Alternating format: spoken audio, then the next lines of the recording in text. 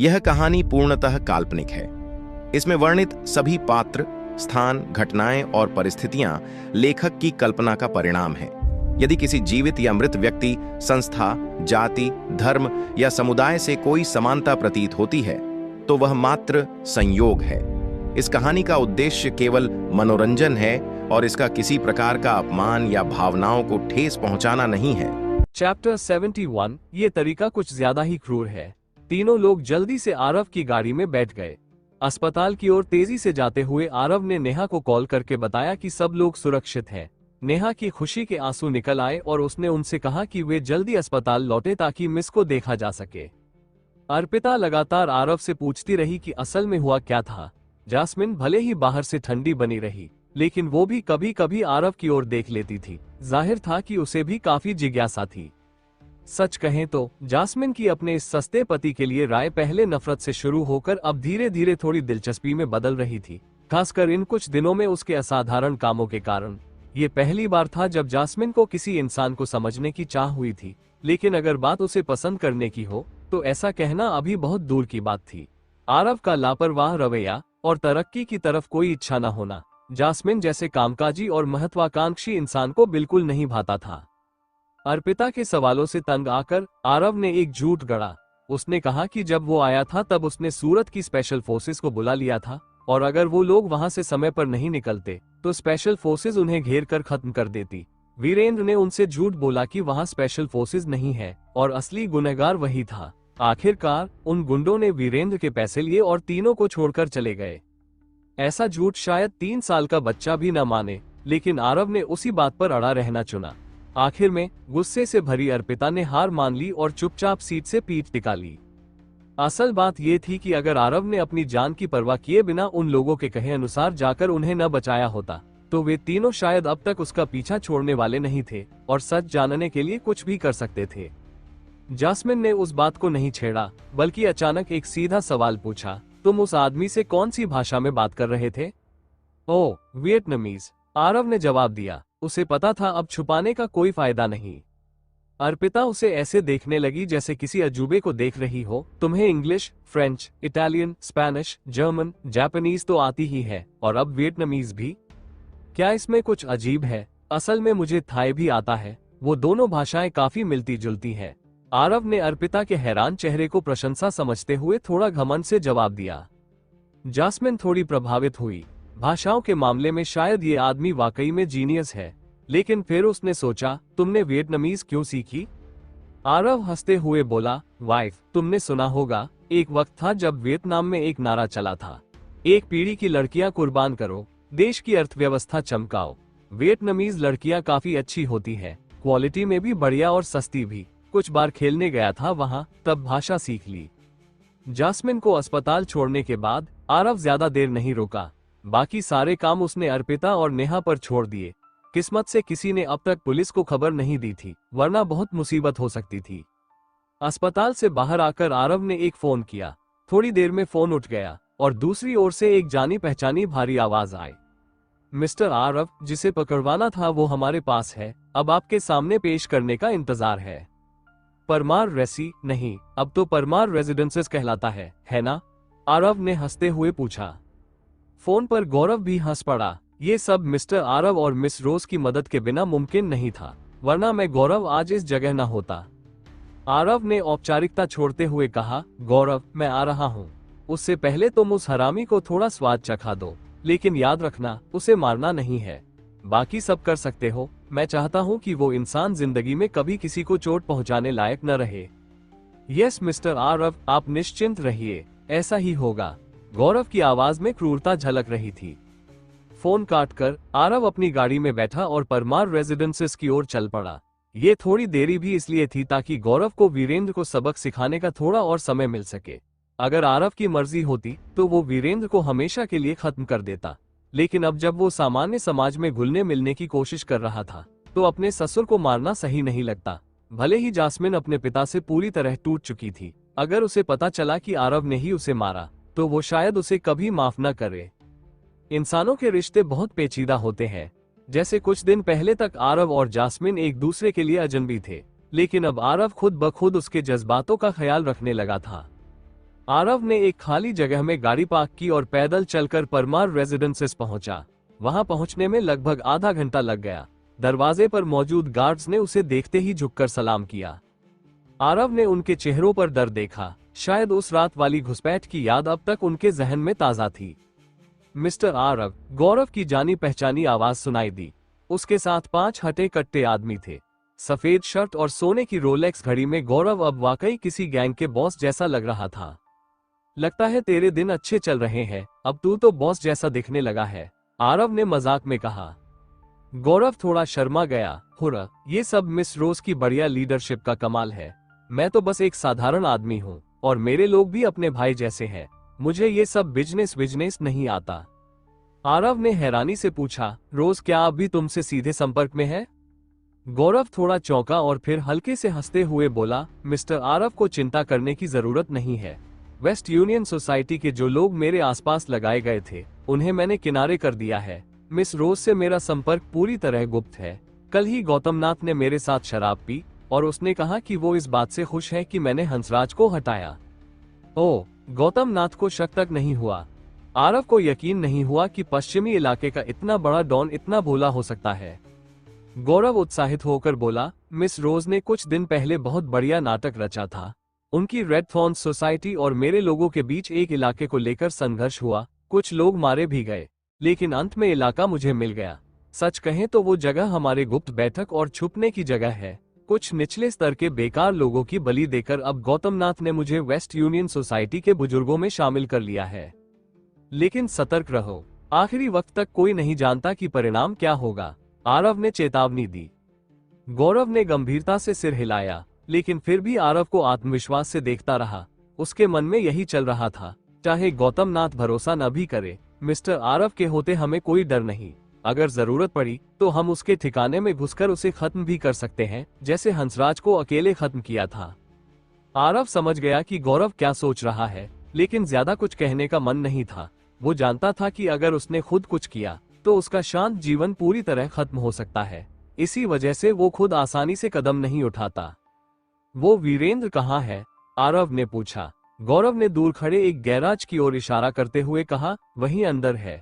मेरी बहन निहारिका को पता चला कि मिस्टर आरव ने क्या करने को कहा है, तो वो खुद ही आगे आ गई। तुम्हारी बहन? आरव को वो लड़की याद आई जिसने उस दिन बेवकूफी से पूछा था, तुम भाग क्यों नहीं रहे?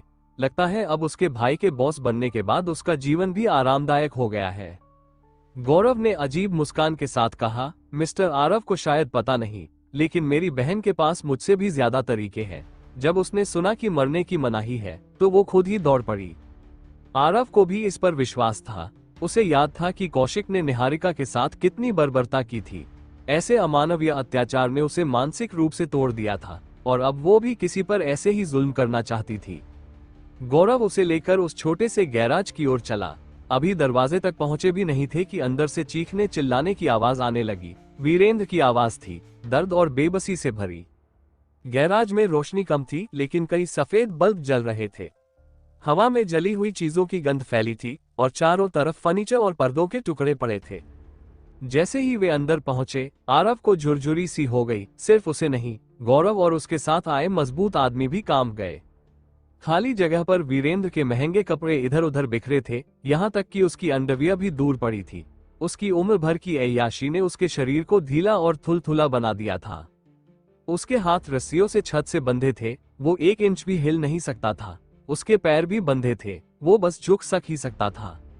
अगर बात सिर्फ इतनी होती तो किसी के चेहरे पर इतना अजीब भाव ना आता, लेकिन उसके पीछे एक दुबला पतला युवक नग्न खड़ा था और वीरेंद्र की कमर पकड़कर एक ऐसा काम कर रहा था जो एक मर्द को दूसरे मर्द के साथ नहीं करना चाहिए।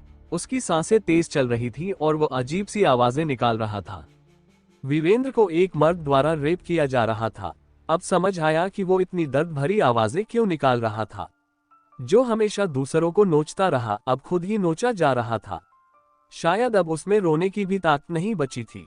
आरव ने विदेशों में ऐसे दृश्य पहले देखे थे, लेकिन इतनी नजदीक से कभी नहीं। यह अनुभव बेहद घिनौना था। मिस्टर आरव भैया, कैसा लगा मेरा तरीका? तभी निहारिका कोने से निकली और मोहक मुस्कान के साथ पास आई, जैसे किसी इनाम की उम्मीद कर रही हो। निहारिका, ये तरीका कुछ ज्यादा ही क्रूर नहीं है? गौरव कांप गया। निहारिका ने नाक चढ़ाते हुए कहा, मिस्टर आरव को नाराज करने की हिम्मत करने वाले के लिए तो ये भी कम है। अगर जान लेने की इजाजत होती तो मैं इससे भी ज्यादा भयानक करती।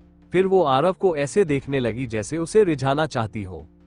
आरव इस अजीब लड़की से ज्यादा बात करने से बचता था। वो न मुस्कुराया न मना किया, बस चुप रहा। लेकिन फिर उसकी निगाह उस युवक पर गई जो वीरेंद्र पर अत्याचार कर रहा था। क्यों ये लड़का कुछ जाना पहचाना लग रहा है। वो इंसान कौशिक है। आरव ने आखिरकार उस बेचारे को पहचान ही लिया। उसे उम्मीद नहीं थी कि वो वही होगा। पिछली बार जब वो कौशिक से मिला था तब के मुकाबले अब वो काफी बदल गया था। उसका पहले से ही पतला चेहरा और भी ज्यादा दुबला हो गया था। बाल ऐसे बिखरे हुए थे जैसे किसी मैदान में लोटपोट हो आया हो। गाल पिचके हुए थे और शरीर पर कई जगह खरोंचे और चोट के निशान थे। उसे पहचानना और भी मुश्किल इसलिए हो गया था क्योंकि उसके चेहरे पर एक पागलपन भरी बेमतलब सी हंसी थी। इंसान कहना मुश्किल था, बल्कि लगता था जैसे वो किसी इंसान के रूप में कोई जानवर हो जिसकी समझदारी खत्म हो चुकी हो। परमार फैमिली का जो कभी रईस वारिस था, अब वो ना इंसान दिख रहा था ना भूत। शायद यही उसकी किस्मत थी। हालांकि आरव को उस पर जरा भी तरस नहीं आया। बुराई करने वालों को बदले में यही मिलता है। आज का कौशिक उसी का नतीजा है। निहारिका ने कौशिक की तरफ गुस्से से देखा। कौशिक ने ही उसका जीवन बर्बाद किया था तो उसे नफरत तो करनी ही थी। हाँ, अब उसका नाम कौशिक नहीं है, अब वो बस एक कुत्ता है जिसे मैं पाल रही हूँ, निहारिका ने कहा और फिर अचानक से अपने हाथ में पकड़ी रस्सी खींच दी। कौशिक, जो अभी अभी वीरेंद्र के साथ जबरदस्ती कर रहा था, एक दर्द भरी आवाज में जमीन पर गिर गया। फिर जैसे ही कोई पालतू कुत्ता होता है, वैसे ही घुटनों के बल रेंगते हुए निहारिका के पैरों तक पहुंच गया और उसके पांव चाटने लगा। आरव ने देखा कि कौशिक की गर्दन में पालतू जानवरों वाला चमड़े का कॉलर था, जिसकी रस्सी निहारिका के हाथ में थी। कौशिक की हरकतों में कोई होश नहीं रह गया था। लगता था उसे इतने मानसिक झटके लगे हैं कि अब वो पूरी तरह पागल हो चुका है।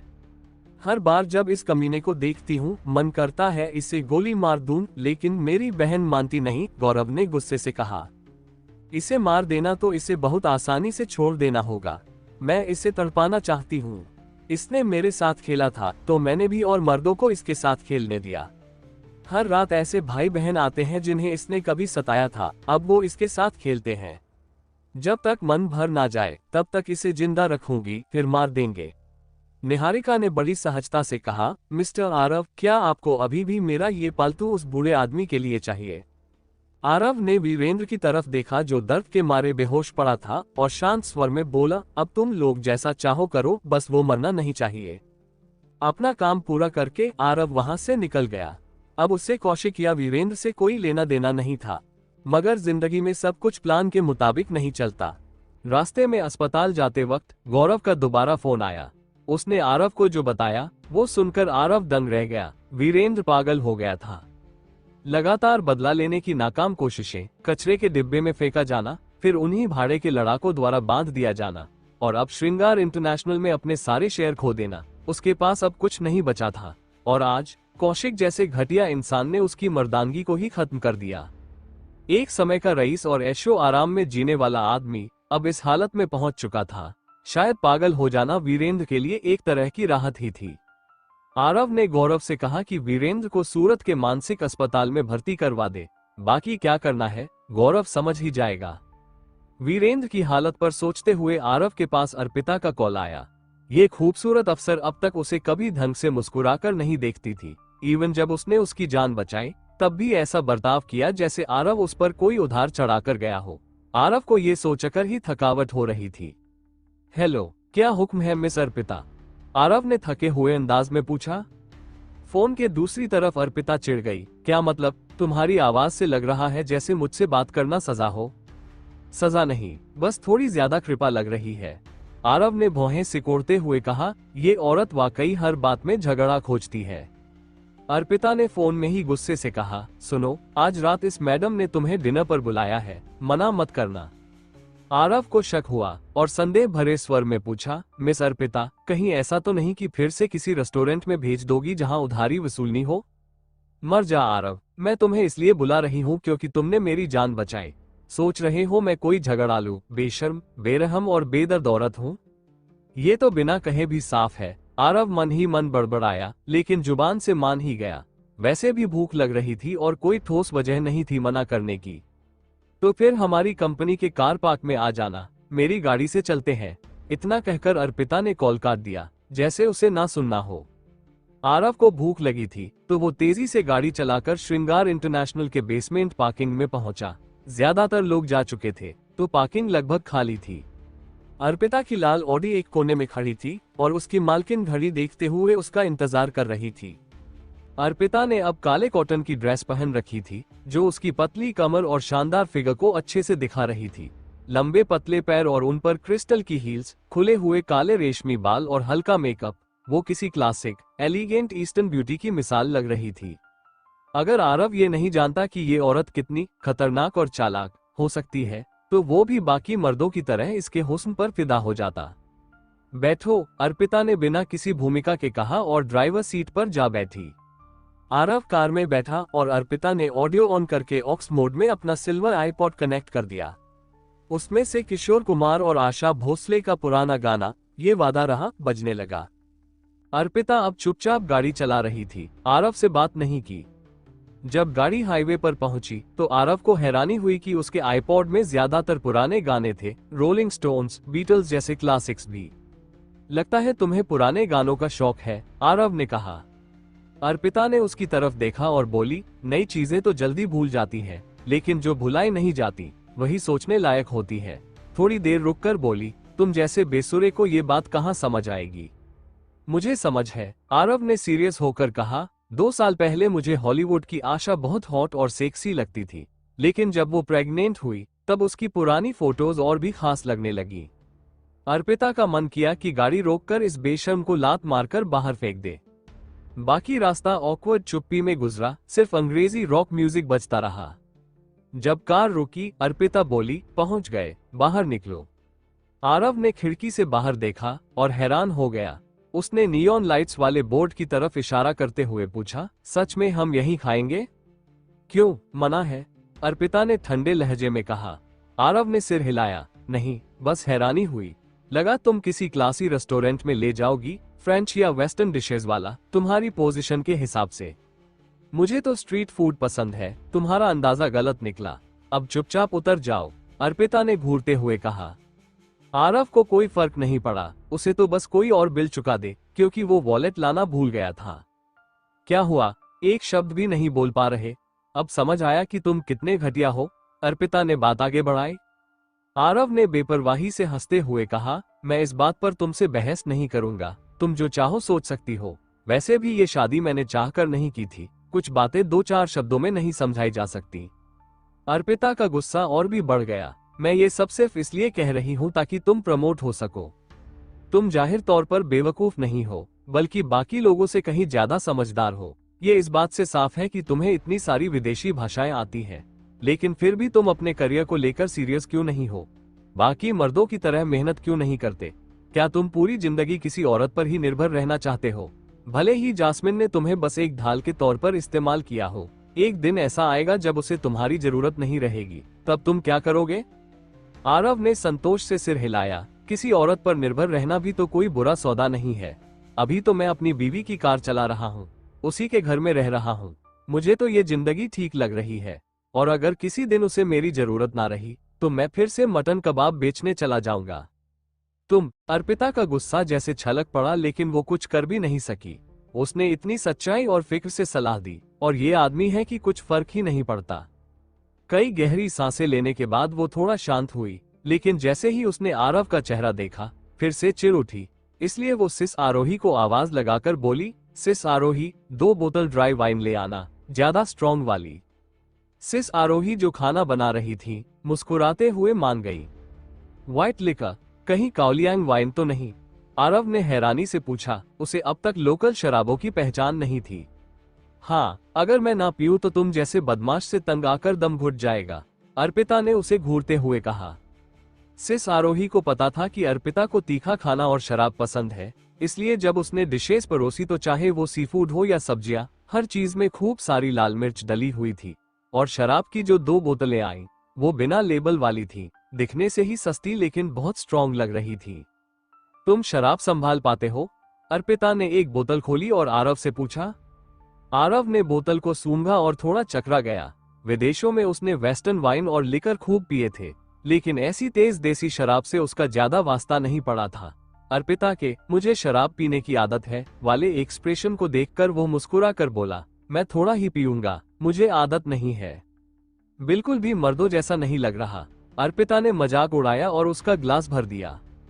सिस आरोही को अपने बाकी ग्राहकों का भी ध्यान रखना था, तो थोड़ी देर गप्पे मारने के बाद वो चली गई। अब सिर्फ वो दो लोग बचे, एक कोने में बैठे तीखा सेचवान खाना खा रहे थे और स्ट्रॉन्ग शराब पी रहे थे। रात गहराने लगी थी और नदी किनारे की स्ट्रीट लाइट्स दूर तक फैली हुई थी।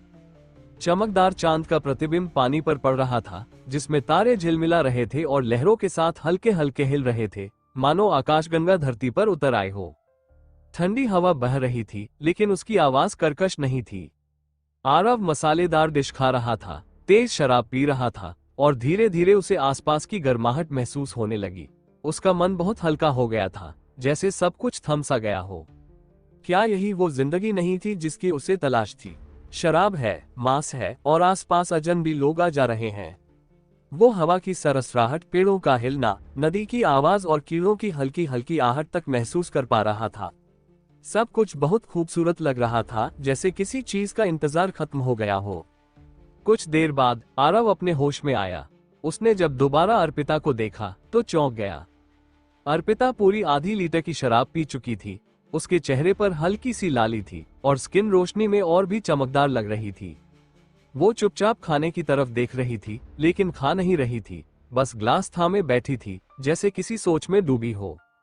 बस करो, क्या तुम हमेशा इतनी पीती हो? आरव को लगा कि एक महिला के लिए ये काफी ज्यादा था। अर्पिता ने कमजोर सी मुस्कान के साथ उसकी ओर देखा और हल्के नशे में बोली, "पहले कोई होता ही नहीं था जो मेरे साथ यहाँ आ सके। अकेले तो इतना नहीं पी सकती थी। तुम्हारे दोस्त नहीं है?" आरव ने पूछा। अर्पिता ने हंसते हुए कहा, "श्रृंगार इंटरनेशनल के पीआर डिपार्टमेंट में कौन ऐसी गंदी जगह पर आकर खाना खाना चाहेगा?" आरव चुप रह गया। सच ही तो था, उस लेवल के लोगों को ऐसी जगहों पर आने से अपनी इज्जत की चिंता होती है। "इसका मतलब मैं पहला आदमी हूं जिसे तुमने यहां साथ लाया?" आरव ने मजाक में कहा। "और पहला जिसे मैंने खुद बुलाया है। बाकी मर्दों को मैं भाव भी नहीं देती," अर्पिता ने मुस्कुराकर कहा। "शुक्र है ये एक फूड स्टॉल है, अगर कोई 5 स्टार होटल होता तो मुझे सारे मर्दों का दुश्मन घोषित कर दिया जाता," आरव ने मजाक में कहा। "मुझे तो यही खाना ज्यादा पसंद आता है," अर्पिता ने खुशी से कहा। आरव ने सहमति में सिर हिलाया। खाना तीखा जरूर था, लेकिन उसमें एक अलग जान थी। बातों बातों में टेबल पर रखा अर्पिता का फोन वाइब्रेट करने लगा। उसने फोन देखा, फिर कॉल रिसीव कर ली। "मम्मी, हाँ पता है, मैं ध्यान रखूंगी। ओके, आप अपना ख्याल रखिए।" कॉल कट करने के बाद उसने फोन एक तरफ रखा और अपना ग्लास खाली कर दिया। आरव ने देखा और पूछा, "तुम्हारी मम्मी थी?" अर्पिता ने सिर हिलाया। "सुना नहीं क्या? कुछ जरूरी बात थी?" "नहीं, कोई मदद चाहिए?" "नहीं, तुम परेशान लग रही हो, तुम बहुत परेशान करते हो," अर्पिता ने चिढ़कर कहा। आरव हल्के से मुस्कुरा दिया, "मैं तो खाना खा चुका हूं, तुम?" "चलो चलते हैं," अर्पिता ने बैग उठाया और निकल पड़ी। सिस आरोही ने बार बार मना किया, लेकिन अर्पिता ने फिर भी पैसे दिए और कुछ 100 रुपये ज्यादा देकर कहा कि ये उनके बच्चों के लिए है। सिस आरोही जानती थी कि वो बहस करना पसंद नहीं करती, इसलिए उन्होंने पैसे ले लिए। जब दोनों पार्किंग की तरफ जा रहे थे, अर्पिता चुपचाप चल रही थी, जैसे किसी सोच में हो। गाड़ी के पास पहुंचते ही एकदम से वो मुड़ी और सीधे आरव की आंखों में देखने लगी। स्ट्रीट लाइट की हल्की रोशनी में उसका चेहरा थका हुआ लग रहा था। "क्या हुआ?" आरव को लग रहा था कि कुछ बात है, लेकिन वो समझ नहीं पा रहा था। "क्या मैं तुम्हें गले लगा सकती हूँ क्या?"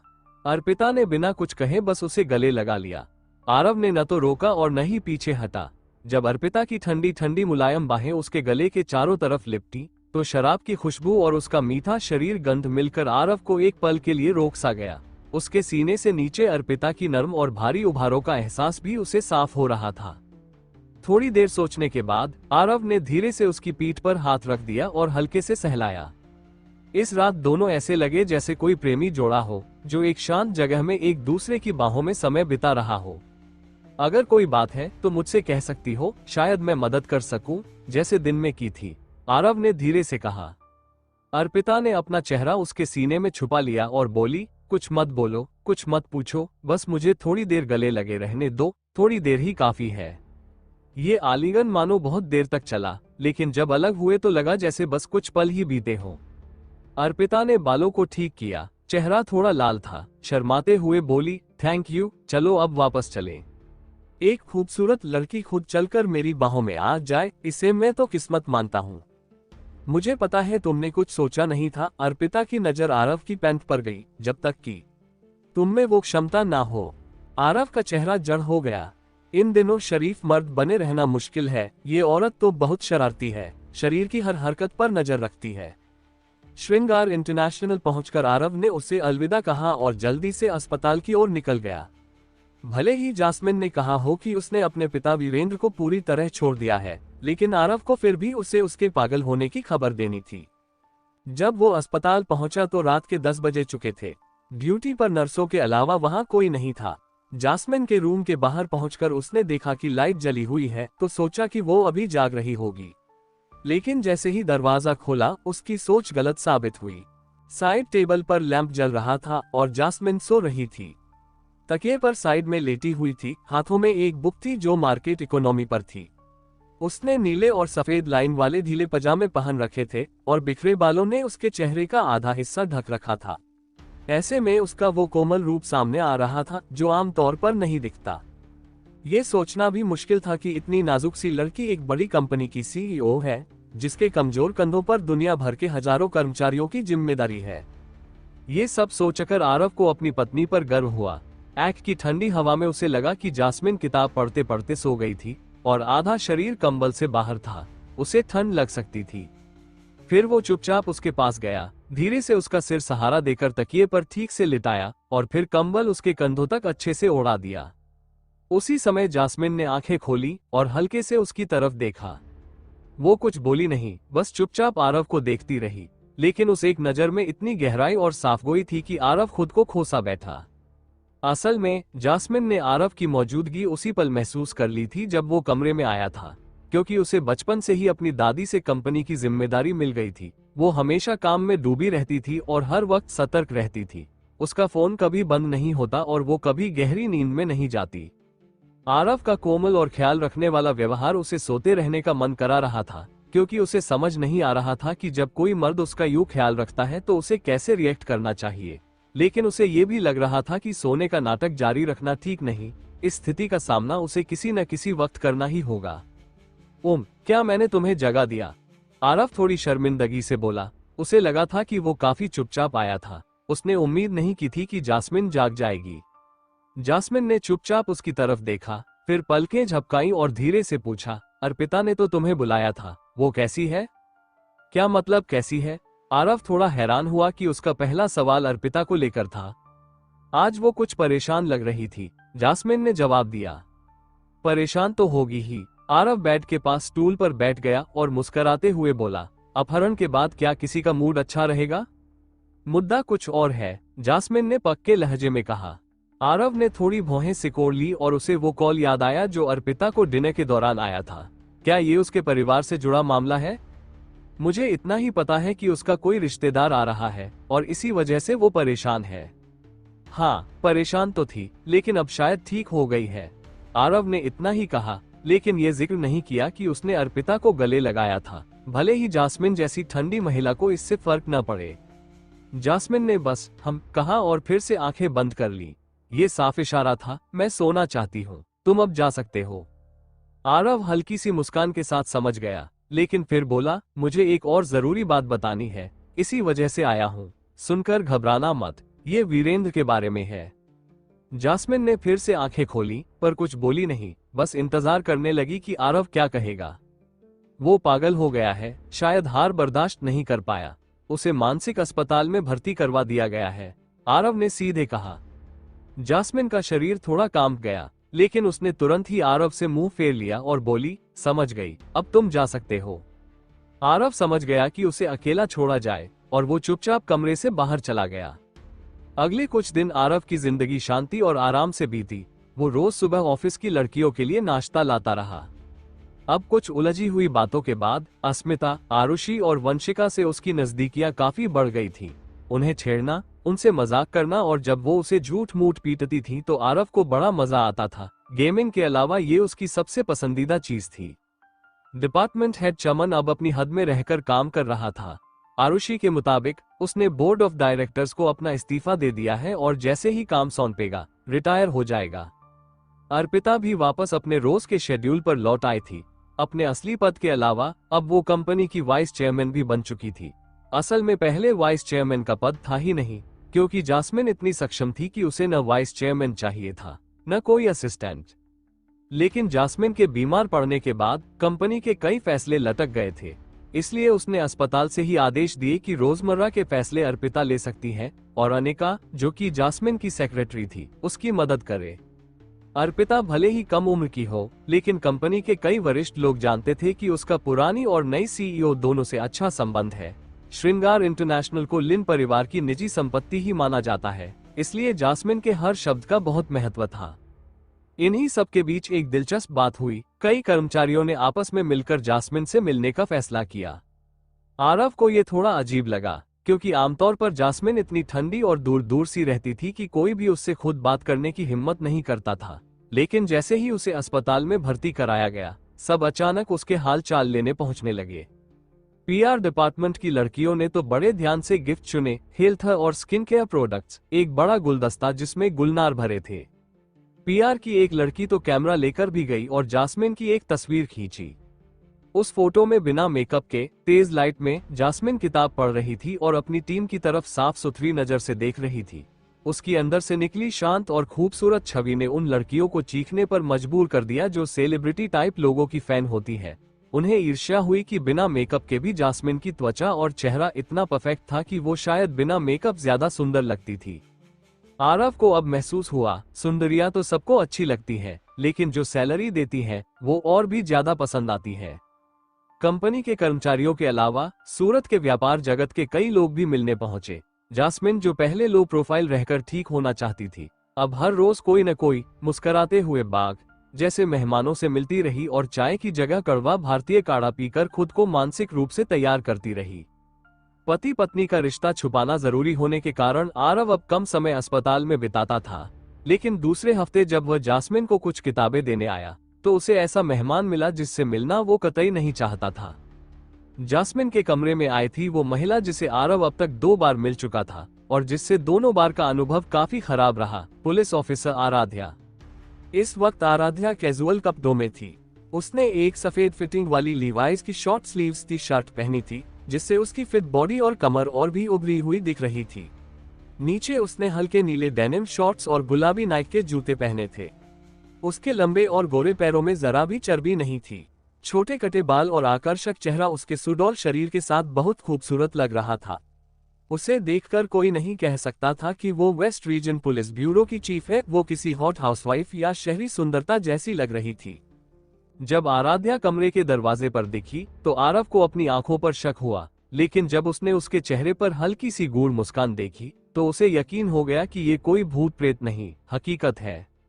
बड़ी मेहमान आए हैं, पुलिस चीफ काय पधारी है, आरव मुस्कुराते हुए बोला। मालूम है तुम्हें मेरी मौजूदगी पसंद नहीं, लेकिन मैं जास्मिन से मिलने आई हूँ।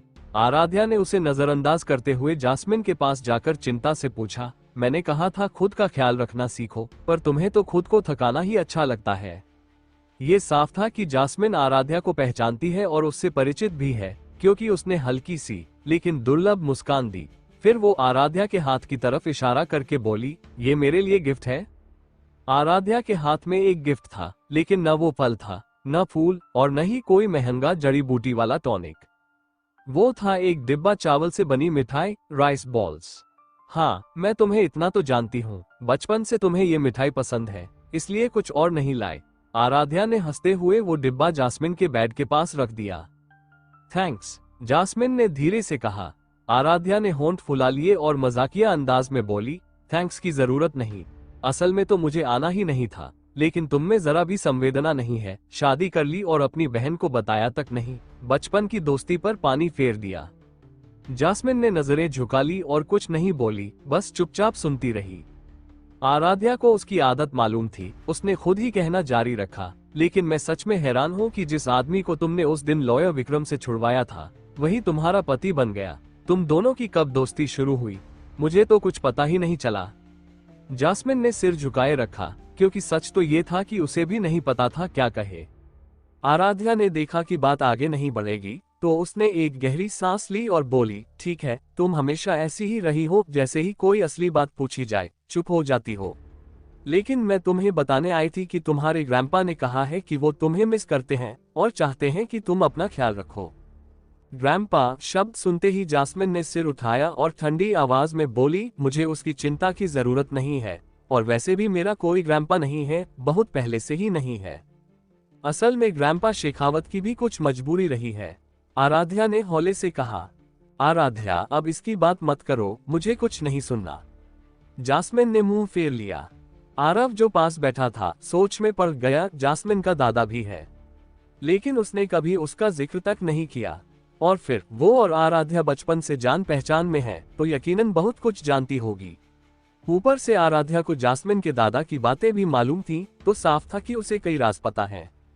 लेकिन जास्मिन के चेहरे के हाव भाव देखकर लग रहा था कि वो अपने दादा से नफरत करती है, और वो भी बेहद तीव्र। जबकि दादी की मौत और पिता की पागल हालत के बाद दादा ही तो उसका इकलौता रिश्तेदार होना चाहिए था, फिर इतनी नफरत क्यों? जास्मिन के मूड को देखकर आराध्या ने लंबी सांस ली और विषय बदल दिया। उसने अपने परिवार के बड़ों की ओर से शुभकामनाएं दी, फिर उठ खड़ी हुई। दरवाजे पर खड़े आरव की ओर देखते हुए उसने एक हल्की सी चमकती नजर डाली और बोली, जास्मिन के पति, मुझे बाहर तक छोड़ दोगे? आरव मन ही मन सोचने लगा, लो अब कुछ न कुछ झंझट पक्का है, लेकिन मुस्कुराते हुए बोला, बिल्कुल ब्यूरो चीफ आराध्या, आइए। आराध्या जैसे ही दरवाजे तक पहुंची, आरव बहाना बनाकर निकलने ही वाला था कि उसने उसे रोक लिया और सीधा मुद्दे पर आते हुए बोली, आरव, मुझसे कुछ सवाल करना है। क्या ब्यूरो चीफ किसी संदिग्ध से पूछताछ करने वाली है? आरव ने हंसी में बात को टालना चाहा। आराध्या का चेहरा गंभीर था, वो मजाक नहीं कर रही थी। अगर हाँ, तो क्या फर्क पड़ता है? उस दिन हंसराज के घर परमार रेजिडेंसेज में जो कुछ हुआ, वो सब तुमने ही किया है ना? हंसराज, परमार रेजिडेंसेज, ये सब क्या है? आरव ने तुरंत अनजान बनने की एक्टिंग शुरू कर दी। मजाक मत बनाओ, तुम उसी वक्त उस इलाके से गुजरे थे जब वो घटना हुई थी। ऊपर से हमारे पुलिस सूत्रों के अनुसार आरोपी का हुलिया बिल्कुल तुमसे मेल खाता है। ब्यूरो चीफ आराध्या, मुझे कुछ नहीं पता। जब तक सबूत न हो तब तक मुझ पर कोई आरोप मत लगाओ। मैं तो एक कानून पसंद नागरिक हूँ। आरव ने दोनों हाथ उठाए। आराध्या ने नाक चढ़ाकर कहा, मुझे उल्लू मत बनाओ। मानो या न मानो, एक दिन मैं सबूत ढूंढ निकालूंगी और तुम्हें जेल भिजवाऊंगी। और जहां तक तुम्हारी जास्मिन से शादी की बात है, मैं उसकी असलियत भी जानकर रहूंगी। अगर तुमने जास्मिन के साथ कोई बुरा बर्ताव किया तो संभल कर रहना, मैं तुम्हें छोड़ूंगी नहीं। अगर तुमने उसे नुकसान पहुंचाया तो मरोगे, वो भी बिना जाने की कैसे मरे। आरव ने थूक निगला और धीरे से मुस्कुराते हुए कहा, इतना डरा क्यों रही हो? शादी करना कोई गुनाह तो नहीं। मानता हूं मेरी बीवी बाकी लड़कियों से कुछ ज्यादा सुंदर है, लेकिन इसमें मेरा क्या कसूर? मैं तो बस एक सीधा सादा इंसान हूँ। बेशर्म, आराध्या ने उसे घूरा और तेजी से वहां से निकल गई। आरव ने चैन की सांस ली। इस खूबसूरत पुलिस ऑफिसर से कैसे निपटा जाए, ये बड़ी समस्या थी।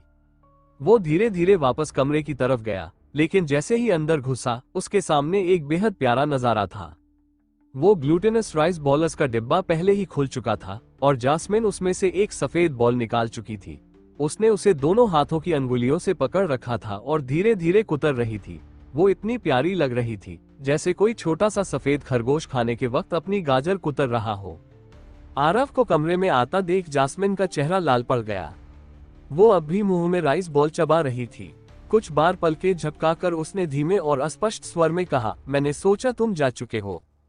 मैं तुम्हें छोड़कर जा ही नहीं सका, वरना अपनी प्यारी बीवी का इतना क्यूट तरीका से ग्लूटेनस राइस बॉल खाना मिस कर देता। आरव ने शरारत भरी मुस्कान के साथ कहा। जास्मिन का चेहरा और भी लाल हो गया, लेकिन उसने आधी खाई हुई राइस बॉल नहीं रखी, बस आरव की बात को अनसुना कर स्वाद से उसे खाना जारी रखा। असल में इस आइस लेडी के अंदर एक बहुत क्यूट साइड भी थी। आरव को पहले पता चला था कि उसे कोरियन रोमांस ड्रामा देखना पसंद है, और अब उसे ये भी पता चला कि उसे ग्लूटेनस राइस बॉल्स खाना पसंद है। ऊपर से जिस तरीके से वो खा रही थी, वो भी बिल्कुल बच्चों जैसा था। शायद अपने ठंडे बर्ताव के पीछे जास्मिन का दिल हम उम्र लड़कियों से भी ज्यादा बच्चा था। वार्ड से बाहर निकलने के बाद आरव थोड़ी देर सोच में पड़ा और फिर रोज को कॉल करने का फैसला किया। कई दिन हो चुके थे उससे बात किए, एक तो इतने सारे अचानक घटनाएं हो गई थी और दूसरा रोज भी इन दिनों बहुत बिजी थी। अब जब चीजें थोड़ी स्थिर हुई तो उसे उस समझदार और प्यारी औरत की याद आई। फोन 3 बार बजा और फिर जुड़ गया। रोज की आवाज हमेशा की तरह मनमोहक थी। हबी, आखिरकार तुम्हें मुझे कॉल करना याद आया। उसके लहजे में थोड़ा गुस्सा और नखरा दोनों थे। मैं बिजी था और जानता हूँ कि तुम भी काफी बिजी रही हो। आरव को उसकी आवाज सुनकर मन में एक आग सी महसूस हुई। तुम घर पर हो? मैं आज रात तुमसे मिलने आऊं? तुम हमेशा रात को ही क्यों आते हो, दिन में क्यों नहीं मिलते? ओह, दिन में तो काम होता है, लेकिन अगले वीकेंड दिन में मिलने आऊंगा, वादा रहा, आरव ने कहा। भाई, रोज खुशी से खिलखिलाई, मैं घर पर नहीं हूँ, लेकिन अगर तुम्हें मंजूर हो तो अभी तुम साउथ सिटी में कर्नीदी नाइट क्लब आ जाओ। अगर सही टाइम पर पहुंचे तो एक अच्छा शो देखने को मिलेगा। हालांकि उसे ये नहीं पता था कि वो अच्छा शो क्या है, फिर भी आरव ने हामी भर दी और फौरन गाड़ी लेकर साउथ वेस्ट रीजन के कर्नीदी की ओर रवाना हो गया। असल में ये नाइट क्लब वेस्ट डिस्ट्रिक्ट में भी काफी मशहूर था, लेकिन कई सालों से इसका रिनोवेशन नहीं हुआ था, इसलिए इसका बिजनेस धीरे धीरे गिरता गया। सिक्योरिटी भी कमजोर हो गई थी और ये जगह अब एक तरह से सबसे ज्यादा अव्यवस्थित क्लबों में गिनी जाती थी। लेकिन असली बात ये थी कि ये क्लब वेस्ट रीजन के 2 बड़े गैंग्स, वेस्ट यूनियन सोसाइटी और रेड थॉर्न सोसाइटी की सीमा पर स्थित था। फिलहाल ये वेस्ट यूनियन सोसाइटी के अंडर आता था, तो जाहिर था कि रोज का वहां होना सिर्फ एक ही बात का संकेत था, इलाका हड़पने का इरादा। जब आरव क्लब के बाहर पहुंचा तो उसे झटका लगा, क्योंकि क्लब के गेट पर उसे रोज दिखाई दी, जो काले कपड़ों में दर्जनों लोगों के साथ बाहर निकल रही थी। रोज के बगल में एक सफेद सूट पहने मिडिल एज्ड आदमी कुछ चापलूसी भरे शब्दों में बात कर रहा था। रोज कभी कभी सिर हिला देती, फिर कार पार्किंग में पहुंचकर आरव को देखकर उस आदमी से कुछ कहकर उसकी तरफ अकेले बढ़ गई। वो काले टेलर मेड ड्रेस और पतले सफेद बूटकट पैंट्स में थी, बाल बंधे हुए थे। ये बहुत ही कम देखने को मिलता था। नाइट लाइट्स के नीचे वो एक खूबसूरत काली गुलाब की तरह लग रही थी। तो वो अच्छा शो कहाँ है? आरव ने पूछा। रोज मुस्कुराई, उसका मूड अच्छा लग रहा था। जवाब दिए बिना वो आरव के पास आई और उसकी गर्दन में बाहें डालकर उसे जोर से चूम लिया। आरव ने इस खूबसूरत स्वागत को बिल्कुल भी ठुकराया नहीं। उसके नर्म होठों को चूमते हुए उसने अपनी जुबान को धीरे धीरे उसकी जुबान के साथ लपेट दिया। उसकी मिठास जैसे आरव के भीतर घुलती चली गई। जब रोज को सांस लेने में मुश्किल होने लगी, तभी आरव ने धीरे धीरे उसे छोड़ा और उसके माथे पर एक प्यारा सा चुम्मा दिया। क्या यही वो अच्छा शो था जिसकी बात कर रही थी? आरव ने हंसते हुए पूछा और उसके चेहरे को सहलाया। क्या तुम्हें पसंद नहीं आया? बस थोड़ा अलग था। मैं तो सोच रहा था कि कोई बड़ा तमाशा होगा, आरव ने ईमानदारी से कहा। रोज ने चतुराई से आंख मारी और बोली, हबी, तुम लेट आ गए। बड़ा तमाशा तो 10 मिनट पहले ही खत्म हो गया। तो फिर मुझे यहाँ बुलाने का क्या मतलब था? आरव ने हैरानी से पूछा। रोज ने मासूम सी निगाहों से कहा, मैं चाहती थी कि तुम मुझे घर छोड़ दो। तुमने कभी मुझे लेने नहीं आए ना। एक अंडरवर्ल्ड लेडी बॉस एक छोटी लड़की की तरह नखरे कर रही थी। ये देखकर आरव को थोड़ी शर्म आई। ये रोज की एक छोटी सी ख्वाहिश थी। अच्छा ठीक है, अब ऐसे मत देखो, चुपचाप गाड़ी में बैठो, चलते हैं। आरव ने रोज के गोल मटोल नर्म हिस्से पर एक थपकी दी और मुस्कुराया। रोज ने झट से एक हल्का मुक्का मारा और शर्माते हुए कहा, ऐसे मत करो, मेरे लोग देख रहे हैं, उनके सामने मुझे मारना मना है। इसमें क्या बड़ी बात है? मैं अपनी औरत को मारूं या प्यार करूं, किसी और को क्या लेना देना? जिसे तकलीफ हो उसे मैं मार डालूंगा, आरव ने लापरवाही से कहा। रोज को आरव के मुंह से मेरी औरत सुनकर अच्छा तो लगा, लेकिन फिर भी वो आंखें घुमाते हुए गाड़ी में बैठ गई। रात काफी हो चुकी थी, सड़क पर गाड़ियां बहुत कम थीं, दोनों तरफ पेड़ लगे हुए थे और कहीं कहीं कुछ नाइट स्टॉल्स भी दिख रहे थे। आरव ने ड्राइव करते हुए रोज से बातें शुरू की। रोज ने कर्नीदी क्लब में हुई घटना बताई। वो सफेद सूट वाला आदमी क्लब का मैनेजर था। वेस्ट यूनियन सोसाइटी ने वहां ज्यादा पैसा इन्वेस्ट नहीं किया, जिससे उनका काम अब नहीं चल पा रहा था। तो उसने खुद मुझसे संपर्क किया और रेड थॉर्न सोसाइटी की मदद मांगी। मैंने कहा कि अगर वो वहां के 2 छोटे गैंग लीडर्स, 4 आइड वुल्फ और फ्लावर ईगल को मेरे हवाले कर देगा, तो मैं क्लब में इन्वेस्ट करूंगी और सिक्योरिटी भी दूंगी। तो उसने मान लिया। फैक्ट तो यह है कि उसे मानना ही पड़ा। पहले उसे पैसे देने वाला आदमी हंसराज था, जिसे तुमने मार डाला। अब उसकी जगह गौरव ने ली है। और मैंने गौरव को हिदायत दी है कि वो कुछ खास लोगों को ही सपोर्ट करे। इसी वजह से करनीदी का हाल बुरा हो गया, रोज ने चालाक मुस्कान के साथ कहा। आरव ने तारीफ की, तुम्हारी चालाकी से वेस्ट यूनियन सोसाइटी को पता ही नहीं चलेगा कि उनका इलाका धीरे धीरे खत्म हो रहा है। जब तक उन्हें एहसास होगा बहुत देर हो चुकी होगी। बस दिक्कत ये है कि फ्लावर ईगल को तो पकड़ लिया गया, लेकिन 4 आइड वुल्फ भाग गया पैसे लेकर, लेकिन फिर भी बहुत ज्यादा खून नहीं बहा, तो इस छोटी सी गलती को नजरअंदाज किया जा सकता है, रोज ने कहा। शायद ऐसा ना हो, आरव ने मुस्कुराते हुए कहा, हो सकता है कि एंडिंग परफेक्ट हो। क्या मतलब? रोज हैरान हुई। तभी गाड़ी तेज आवाज के साथ एकदम ब्रेक मारकर रुक गई। टू हबी, मुझे डर लग रहा है, जरा आगे देखो। आरव ने विंडो स्क्रीन से दूर एक जगह इशारा किया। आगे सड़क के बीच 2 फोर्ड पिकअप खड़े थे। ये बड़े वाहन मॉडिफाई किए हुए लग रहे थे। ऊंचा सस्पेंशन, तेज शोर वाले एग्जॉस्ट और हेडलाइट्स की तेज रोशनी में पूरी सड़क दिन जैसी जगमगा रही थी। 4 आइड वुल्फ वापस आ गया है, रोज ने सामने खड़े आदमी को देखकर कहा। वो एक पतला आदमी था जिसने चश्मा पहना हुआ था, बालों में जेल लगाया था और सफेद स्लीवलेस शर्ट में दुबली पतली मांसपेशियां दिख रही थी। उसके साथ 8 मजबूत कद काठी वाले आदमी खड़े थे, लेकिन फिर भी नेता वही था। रोज ने कहा, 4 आइड वुल्फ खुद लड़ाई में अच्छा नहीं है, लेकिन दिमाग बहुत तेज है। लगता है उसने किसी को भेजा था करनीदी पर नजर रखने, और जब उसे पता चला कि मैं अकेले तुम्हारे साथ लौटी हूँ, तो सोचा होगा कि एक कमजोर औरत को दबाया जा सकता है। आरव ने चौंक कर पूछा, उसे तुम्हारी ताकत का पता नहीं है क्या? वेस्ट यूनियन सोसाइटी में उसकी रैंक इतनी नहीं है कि उसे मेरे बारे में पता हो। उसने सोचा होगा ये लोग मुझे काबू में कर लेंगे और वो फिर से बाजी पलट देगा, रोज ने हंसते हुए कहा। काफी भोला है, लेकिन क्यूट नहीं, आरव ने कहा। रोज अचानक चीख पड़ी और सीट से कूदकर आरव की गोद में जा बैठी। नर्म और लाड़ भरी आवाज में बोली, हबी, मुझे डर लग रहा है, तुम्हें मेरी रक्षा करनी होगी। हबी, मुझे डर लग रहा है। ये शब्द सुनकर आरव के अंदर खून उबाल मारने लगा। उसने रोज की नर्म कमर पर चपत लगाई और हंसते हुए बोला, यूं मत छेड़ो, अगर फिर से यूं लुभाओगी तो तुम्हें कार में ही खा जाऊंगा। रोज ने इशारा किया, पर हबी देखो, लगता है ये लोग हमारी कार तोड़ना चाहते हैं। आरव ने गहरी सांस ली। ये औरत अब और भी चालाक हो गई थी, लेकिन उसका खुद पर कंट्रोल नहीं था, शायद क्योंकि वो रोज को सच में पसंद करता था। ठीक है, पहले नीचे उतरो, मैं जाकर इनसे निपटता हूँ। कार खराब हो गई तो रिपेयर कराने के पैसे भी नहीं है मेरे पास। 4 आइड वुल्फ ने सोचा था कि ये उसके लिए एक जबरदस्त पलटवार होगा, लेकिन इसका नतीजा ये हुआ कि वो और उसके 8 आदमी जमीन पर गिर पड़े।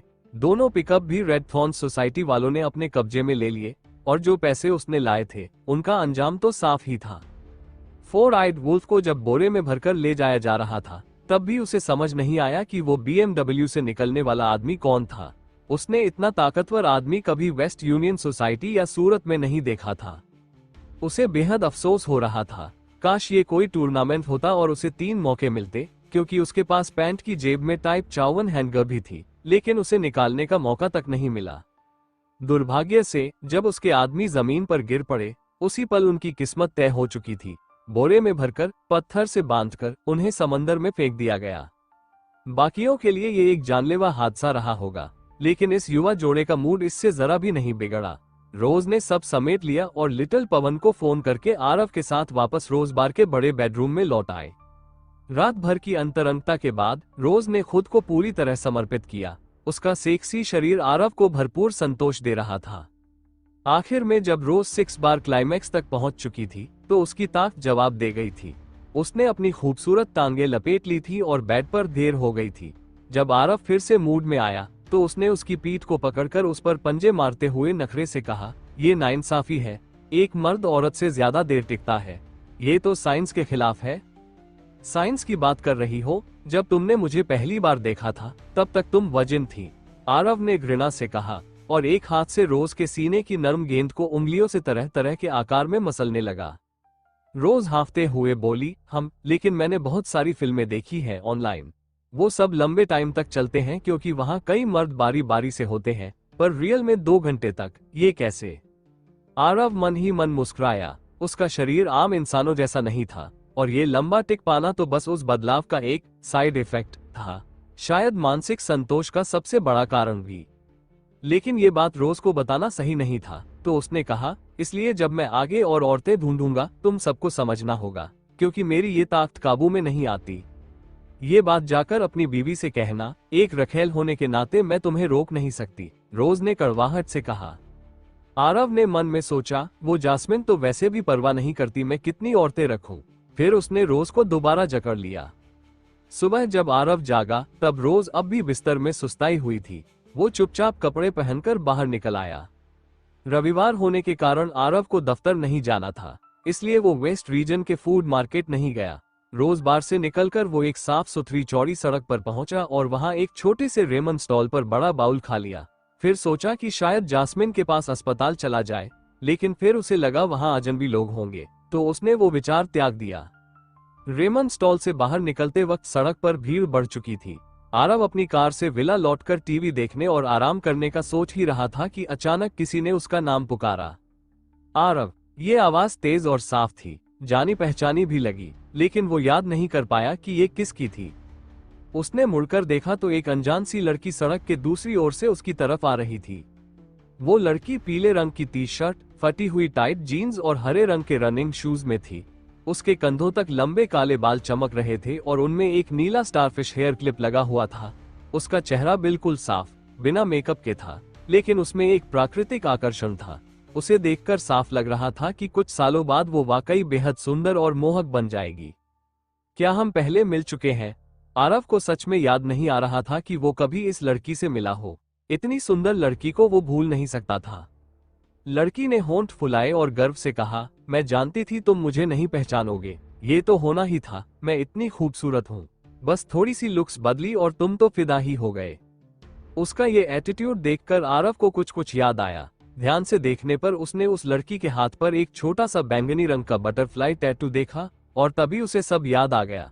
उसे गौर से देखते हुए वो बोला, मैं सोच भी नहीं सकता था कि तुम जैसी छोटी गैंगस्टर लड़की एकदम स्टूडेंट जैसी बन जाओगी, बिल्कुल वैसे ही जैसे Cecilia Cheung film King of Comedy में थी। लेकिन तुमने ट्विन पिगटेल्स क्यों नहीं बांधे? हाँ, वही लड़की थी जो कुछ दिन पहले पॉश 911 चला रही थी और जिसे आरव ने इतना डरा दिया था कि वो लगभग मर ही गई थी। अगर उसे ठीक से याद था तो उसका नाम आन्या था। बस फर्क इतना था कि अब उसने अपने बाल काले रंग में डाई कर लिए थे, आम सी दिखने वाली ड्रेस पहन ली थी और बाल भी किसी सीधी सादी बच्ची की तरह बनाए थे, जिससे आरव उसे पहचान ही नहीं पाया। छात्रा का भेष। मैं सच में एक हाई स्कूल स्टूडेंट हूँ और मिडिल स्कूल से ही श्यामसूरत में पढ़ रही हूँ। लगता है मेरी चमक तुम्हारी कुत्तों जैसी आंखों से नहीं झेल पा रही, आन्या ने जीभ दिखाते हुए कहा। आरव ने इसे नकारा नहीं, बस होंठ सिकोड़ते हुए बोला, तो बात क्या है? इतनी बोरिंग शक्ल क्यों बना रखी है? एक हसीना खुद चलकर बात कर रही है तो थोड़ी तहजीब तो दिखाओ। ऐसे बर्ताव कर रहे हो जैसे मैं कोई उधार वसूलने आई हूँ। हम दोनों की दुनिया अलग है, जो कहना है कहो और अगर कोई बकवास करनी है तो जल्दी निकालो। आरव को इस तरह की घमंडी अमीर लड़कियों से बात करने में कोई दिलचस्पी नहीं थी। उस दिन उसने उसे गुस्सा दिलाया था और माफी भी नहीं मांगी, तो अब वो भी कोई लिहाज करने वाला नहीं था। तुम, आन्या गुस्से में दांत पीसने लगी।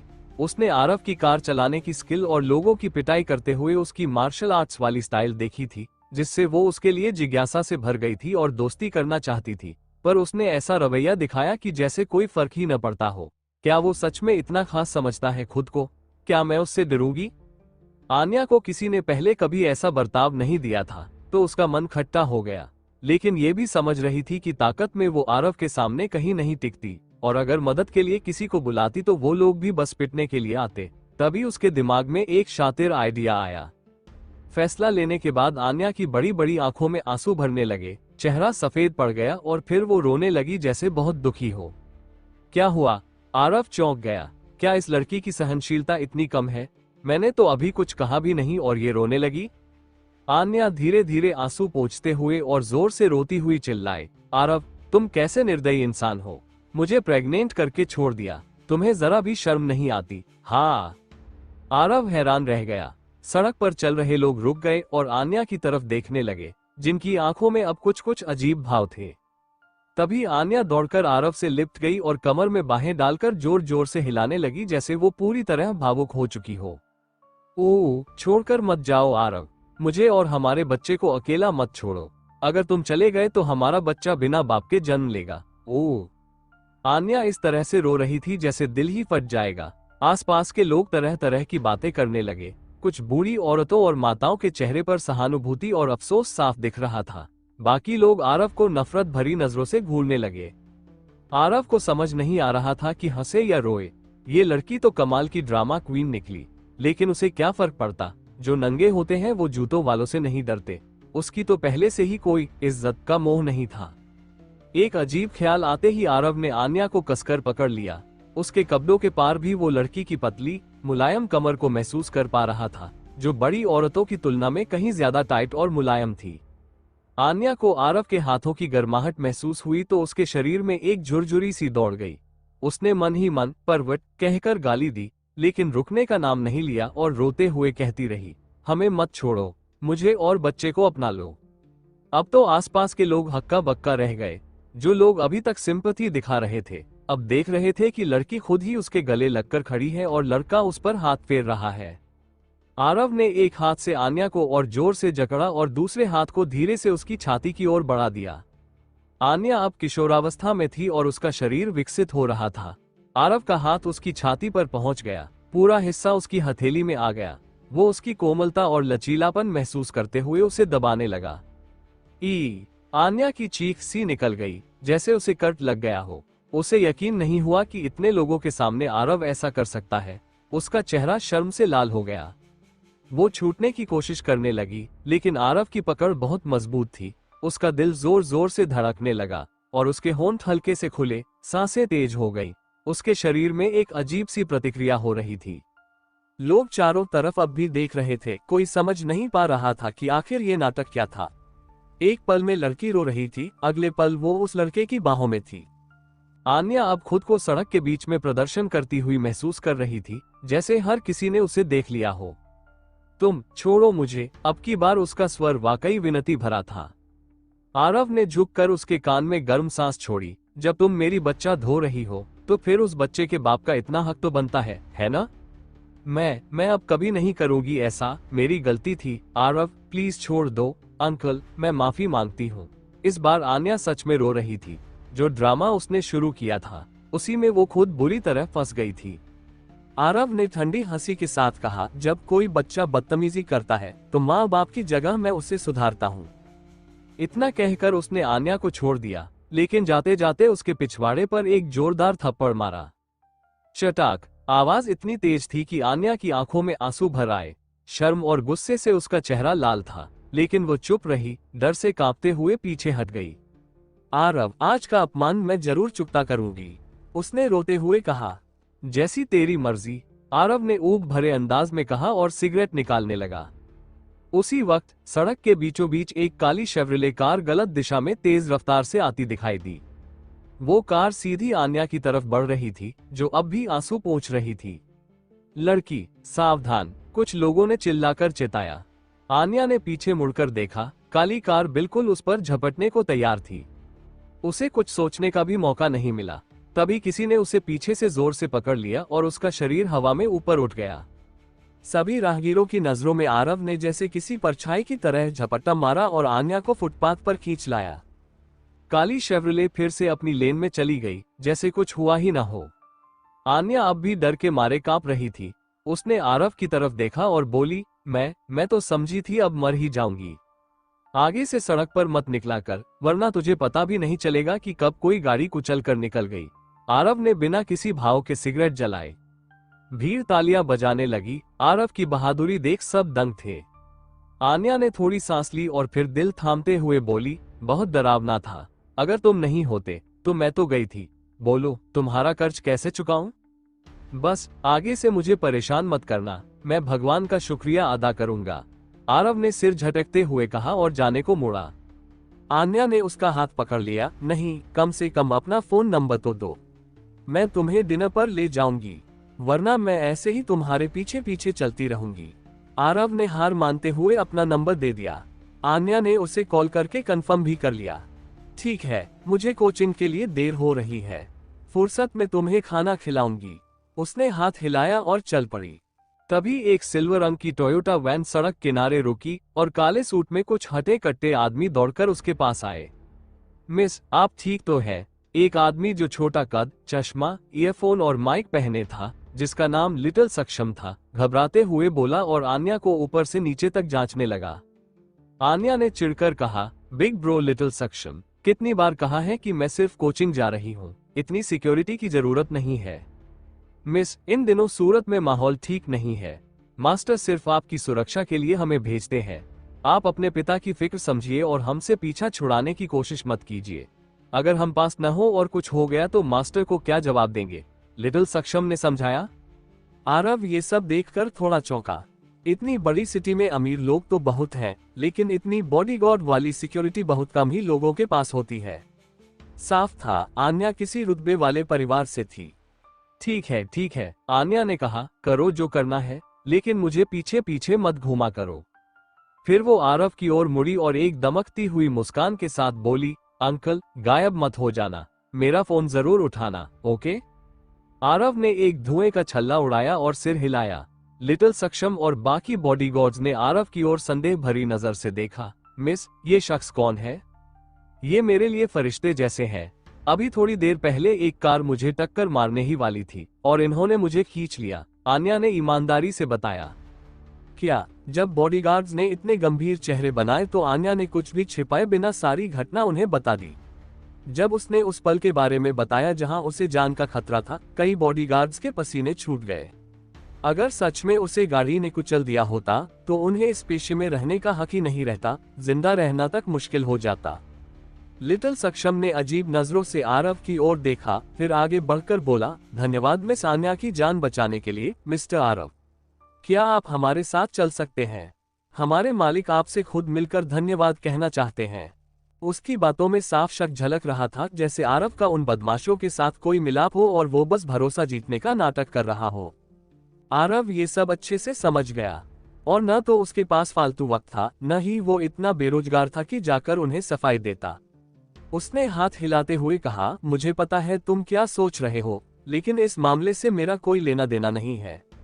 तुम्हारे मालिक ने किसी से दुश्मनी ली है तो जाकर उसी से निपटो, मैंने तो बस एक लड़की की जान बचाई है।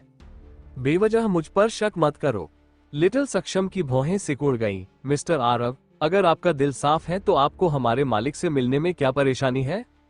आरव हंसते हुए बोला, डर की बात नहीं है, लेकिन मैं क्यों जाऊं किसी अनजान आदमी से मिलने? बोलो उससे वो खुद आकर मुझसे मिले। अगर आप सहयोग नहीं करेंगे मिस्टर आरव, तो फिर हम सख्ती से पेश आएंगे, लिटिल सक्षम ने कहा, और आरव पर शक और गहरा गया। बाकी बॉडीगार्ड्स ने जैसे ही अपने लीडर का इशारा समझा, वे सभी आरव को घेर कर खड़े हो गए। चेहरे पर गुस्सा और दुश्मनी साफ थी। उसी वक्त पास में खड़ी आन्या से ये सब सहन नहीं हुआ। उसने कहा, बिग ब्रो लिटिल सक्षम, ये कौन सा बर्ताव है? जिसने मेरी जान बचाई तुम उसी के साथ बदतमीजी कर रहे हो। अगर वो मुझे नुकसान पहुंचाना चाहता तो मुझे बचाता ही क्यों?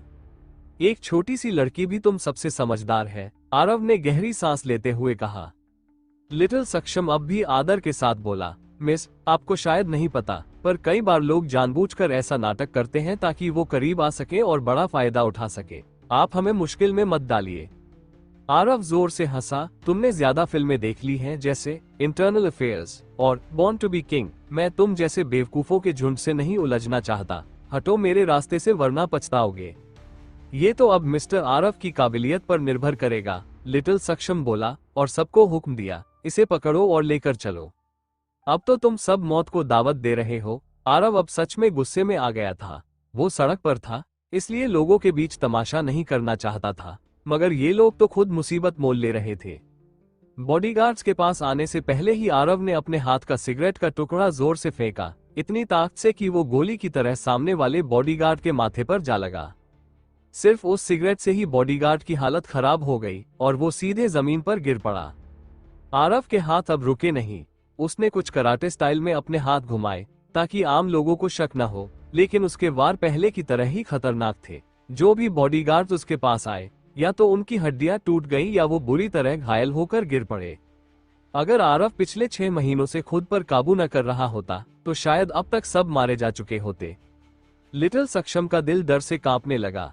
उसे अपने लोगों की ताकत का अंदाजा था। ये लोग अकेले अकेले कराटे के ब्लैक बेल्ट्स को कड़ी टक्कर दे सकते थे, फिर भी आरव के ऐसे आसान दिखने वाले मूव्स में इतनी ताकत कैसे? सच में तुम कोई आम आदमी नहीं हो। लिटिल सक्षम का पसीना छूटने लगा और उसने आन्या को अपने पीछे खींच लिया। आरव ने उसे ऐसे देखा जैसे किसी बेवकूफ को देख रहा हो। ठंडी हंसी के साथ बोला, हाँ, मैं आम आदमी नहीं हूँ। अगर मैं तुम्हारी मिस को नुकसान पहुंचाना चाहता तो क्या कर लोगे?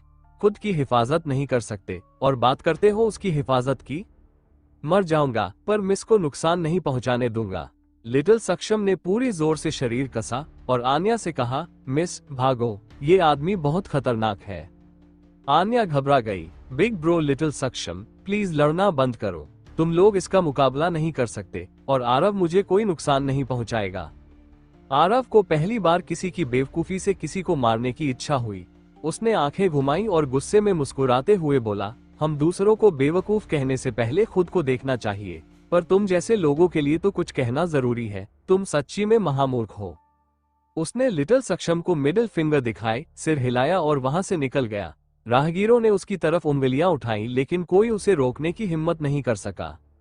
आरव के ना लड़ने पर लिटिल सक्षम ने राहत की सांस ली और आन्या को लेकर जल्दी से टोयोटा वैन की ओर भागा। मिस जल्दी अंदर चलिए, अगर वो वापस आ गया तो मुसीबत हो जाएगी। हमें यहाँ से तुरंत निकलना चाहिए। आन्या ने पसीने से लथपथ लिटिल सक्षम को देखा और माथा पकड़ लिया। बिग ब्रो लिटिल सक्षम, क्या तुम्हें किसी ने कभी नहीं बताया कि तुम कितने बेवकूफ हो? अचानक पूछे गए इस सवाल पर लिटिल सक्षम ने सिर हिलाया। नहीं बताया मिस, कुछ बात है क्या? अब पता चल गया, मूर्ख, आन्या चिल्लाई और बिना पलटे अपने काम पर निकल गई। अब अकेले खड़ा लिटिल सक्षम कभी अपने गिर पड़े साथियों को देखता, कभी आन्या को जाते हुए। उसे समझ नहीं आ रहा था अब क्या करे। सोमवार को आरव फिर से गर्मा गर्म नाश्ता लेकर ऑफिस पहुंचा। इतने समय से रोज नाश्ता लाते लाते उसे अनुभव हो गया था किस ठेले से ज्यादा मांस मिलता है, कहाँ की नूडल्स बढ़िया है और कौन सा स्टॉल सोया मिल्क में पानी ज्यादा डालता है। ये छोटी छोटी बातें आम लोगों को शायद बेकार लगे, लेकिन आरव जैसे सीधे सादे इंसान के लिए ये भी एक तरह का मजा था। जैसे कभी मटन कबाब बेचना, वैसे ही अब नाश्ते का आनंद लेना। अगर ये बात वो दूसरों को बता दे तो शायद सब उसे फिर से ताना मारे। वंशिका, जो थोड़ा देर से आए, आज अच्छे मूड में लग रही थी। उसने हल्का घुंघराला हेयर स्टाइल किया था, नीली स्ट्रैपी ड्रेस, सफेद नेट की स्टॉकिंग्स, उसकी पतली कमर और गोल मटोल हिप्स झूमते हुए उसके छोटे स्कर्ट से हल्की सी पीठ की झलक भी मिल रही थी। उसने आरव को प्यारी सी स्माइल दी, एक बैग में से सूप बंस उठाए, थोड़ा सोचकर 2 योतियाओं भी लिए और बोली, इतना अच्छा नाश्ता लाते हो रोज, अब तो 2 किलो वजन बढ़ गया है मेरा। आरव ने एक शाओबिन काटते हुए कहा, आज नया आइटम लाया हूँ, ड्राई वेजिटेबल शाओबिन, टेस्ट करो, अच्छा है। तुम ही खा लो, मुझे शाओबिन पसंद नहीं, वंशिका ने कहा। पास में खड़ी अस्मिता ने चुटकी ली, वंशिका, अगर तुम ऐसे ही नाश्ता बढ़ाती रही तो तुम्हारा पति छोड़ देगा। HMPH, अगर वो छोड़ भी दे तो क्या, इतनी हसीन लड़की को कोई और मिल ही जाएगा। वंशिका ने चुटकी ली और आरव की ओर देखकर बोली, है ना big brother Aarav? Big brother Aarav सुनकर आरव का दम घुटने लगा, लेकिन मुस्कुरा कर बोला, बिल्कुल, अगर वो छोड़ दे तो मैं हूं ना। बड़े बदमाश हो, अस्मिता ने मजाक में डांटा। इसी दौरान एक दुबला पतला इंसान चुपचाप आरव के पास आया और धीरे से बोला, आरव, जरा बात करनी थी। वो था प्रवीण, PR डिपार्टमेंट का एक शर्मीला सदस्य जो अक्सर चुप रहता था। क्या बात है? आरव ने हंसकर पूछा। प्रवीण का चेहरा थोड़ा लाल हुआ, जैसे बहुत झिझक रहा हो। उसने धीरे से कहा, मुझे आपसे एक मदद चाहिए थी। कहो क्या बात है? आरव ने मुस्कुराते हुए कहा। प्रवीण ने हिम्मत जुटाकर कहा, सुना है आपके पास गाड़ी है, क्या आप मेरी बहन को स्टेशन से लेने चल सकते हैं? मैं सूरत का रास्ता नहीं जानता, टैक्सी भी महंगी पड़ती है और मैं डरता हूँ कहीं ठगी न हो जाए। अरे बस इतनी सी बात, आरव हंसकर बोला। कौन से दिन ले जाना है? मैं तो हर दिन फ्री हूँ। बुधवार को दोपहर में ट्रेन आती है। बहुत बहुत धन्यवाद, प्रवीण ने शुक्रिया कहा। बाकी PR डिपार्टमेंट की कुछ लड़कियां जो पास बैठी थीं, ये देखकर हैरान रह गई, क्योंकि प्रवीण का किसी से मदद मांगना बड़ी बात थी। प्रवीण अपने डेस्क पर लौट गया और आरव फिर गेम खेलने लगा। अब वो पोकेमॉन की जगह एक कूदने वाला गेम खेल रहा था, जैसे सुपर मैरियो, जिसमें वो एक छोटा कैरेक्टर चला रहा था जो पल खा रहा था। कुछ लड़कियों ने ये देखा और फिर से आरव के ऊपर हैरानी जताई। कुछ देर बाद अर्पिता काले सूट और सफेद शर्ट में, कंधे पर हल्का भूरा शनेल बैग लेकर आए। उसने आरव की टेबल से सोया मिल्क और वेजिटेबल बंस उठाए, थैंक यू कहा और ऑफिस लौट गई। आरव, क्या तुम्हें नहीं लगता हमारी डिपार्टमेंट हेड की हालत कुछ ठीक नहीं है? बहुत थकी थकी लग रही है। क्या ब्रेकअप हुआ है? अस्मिता ने धीरे से पूछा। आरव ने उनकी तरफ देखते हुए हल्की मुस्कान दी और बोला, मुझे क्या पता, लेकिन कम से कम अब थैंक यू तो बोलती है नाश्ता लेते वक्त। फिर वो गेम खेलने लगा और अस्मिता की बातों पर ध्यान नहीं दिया। सुबह गेम खेलने के बाद दोपहर में वो तीनों लड़कियों के साथ कैंटीन गया। श्रृंगार इंटरनेशनल के मेल स्टाफ काफी शांत थे, क्योंकि यहाँ चारों तरफ हसीनाएं थी, लड़ाई झगड़ा जैसा कुछ नहीं था। आरव अब धीरे धीरे कंपनी में घुल मिल गया था और कई लोग उससे हंसते बोलते थे। लंच के बाद उसने झपकी ली, फिर थोड़ी देर और गेम खेला और फिर छुट्टी का वक्त हो गया। जैसे जैसे गर्मियां जा रही थी, तापमान भी गिरने लगा था। शाम का वक्त था, सूरज धीरे धीरे ढल रहा था और उसकी सुनहरी किरणें सूरत पर फैल रही थी। कंक्रीट की इमारतों वाला ये शहर अब शरद ऋतु के मेपल के जंगल जैसा लग रहा था, एकदम लाल और चमकदार। आरव अपनी BMW में बैठा, जो अब उसे अच्छी तरह समझ आ गई थी, हाईवे पर निकल पड़ा। रेडियो पर ट्रैफिक न्यूज सुनते हुए वो सोच रहा था कि ड्रैगन गार्डन वाले विला में नेहा ने आज कुछ टेस्टी बनाया होगा या नहीं। मगर ज्यादा देर नहीं हुई थी कि उसे कुछ अजीब लगा। ये उसका खास अनुभव था। उसने रियर व्यू मिरर में पीछे देखा और हल्की सी मुस्कान के साथ बोला, समझ गया। जैसे ही कार हाईवे से एक एग्जिट पर मुड़ी, वो एक छोटे रास्ते में चली गई जो एक अलग दिशा में सूरत के पूर्वी इलाके की ओर जाता था, जो कि एक नया इंडस्ट्रियल एरिया था। आरव वहां उस इंडस्ट्रियल एरिया के एक ऐसे हिस्से में पहुंचा जो अधूरी कंस्ट्रक्शन की वजह से वीरान पड़ा था। वहां उसने कार धीरे करके एक कच्चे रास्ते के किनारे पार्क कर दी। फिर उसने एक सिगरेट निकाली, चुपचाप जलाई और कार से टिककर खड़ा हो गया। सामने से आती कार की ओर नजरें गड़ा दी। थोड़ी दूर पर एक काली होंडा अकॉर्ड आकर चुपचाप रुकी। कुछ ही देर में उसमें से 4 आदमी बाहर निकले। सबके कपड़े बेढंगे थे और चारों की कद-काठी, शक्ल, सूरत और रवैया अलग अलग था, लेकिन सबकी आंखों में एक जैसी वहशियत झलक रही थी, एकदम खतरनाक इरादों से भरे हुए। तुम्हें कैसे पता चला कि हम तुम्हारे पीछे हैं? एक सांवले रंग के आदमी ने पूछा, जो फूलों वाली शर्ट पहने हुए था। मर्द का छठा इंद्रिय होता है, आरव मुस्कुराया। फूलों वाली शर्ट वाला आदमी भौहें चढ़ाकर बोला, जब तुम्हें पता था कि हम तुम्हें फॉलो कर रहे हैं, तो हमें यहाँ क्यों लाए? क्या तुम्हें लगा कि रास्ता बदलकर हम पीछा करना छोड़ देंगे? आरव ने कुछ गहरी कश खींची। उसके पास पैसे थे, लेकिन वो अब भी सस्ती और तेज तंबाकू पीता था। कुछ धुएं के छल्ले हवा में उड़ाते हुए उसने मुस्कुरा कर कहा, मैंने तुम लोगों से पीछा करने को नहीं कहा था, बस एक ऐसा जगह चुनी जहां तुम लोग आराम से उतर सको। क्या मतलब? फूलों वाली शर्ट वाला आदमी कंफ्यूज हो गया। उन्हें तो बस इस आदमी की सोशल बैकग्राउंड और प्रोफाइल की जानकारी निकालनी थी, उसके बाद आगे क्या करना है वो तय करना था। लेकिन ये जो हो रहा था, उसने उसकी सोच ही बदल दी। आरव की आंखें सिकुड़ गईं और उसके चेहरे पर एक अजीब मुस्कान आई। भाइयों, तुमने गौर किया? इस एरिया में कोई सिक्योरिटी कैमरा नहीं है। क्योंकि ये इलाका अभी भी डेवलपमेंट में था, इसलिए इंडस्ट्रियल साइट पर काम अधूरा पड़ा था। सारा इंफ्रास्ट्रक्चर बिखरा हुआ और उखड़ा हुआ लग रहा था। सड़क भी पूरी नहीं बनी थी और वहां कोई दूसरी गाड़ी भी नहीं थी। कैमरे? फूलों वाली शर्ट वाला आदमी हंसा। ये बात तो मुझे कहनी चाहिए थी। जहां कैमरे ना हो, वहां हमें कुछ भी करने से डर नहीं लगता। अगर सच्चाई इसका उल्टा हो? आरव ने कंधे उचकाए। भाई, लगता है ये लड़का पंगे लेने आया है। शायद इसका दिमाग खराब है, एक आदमी हंसते हुए बोला। फूलों वाली शर्ट वाले के चेहरे पर नाराजगी आ गई।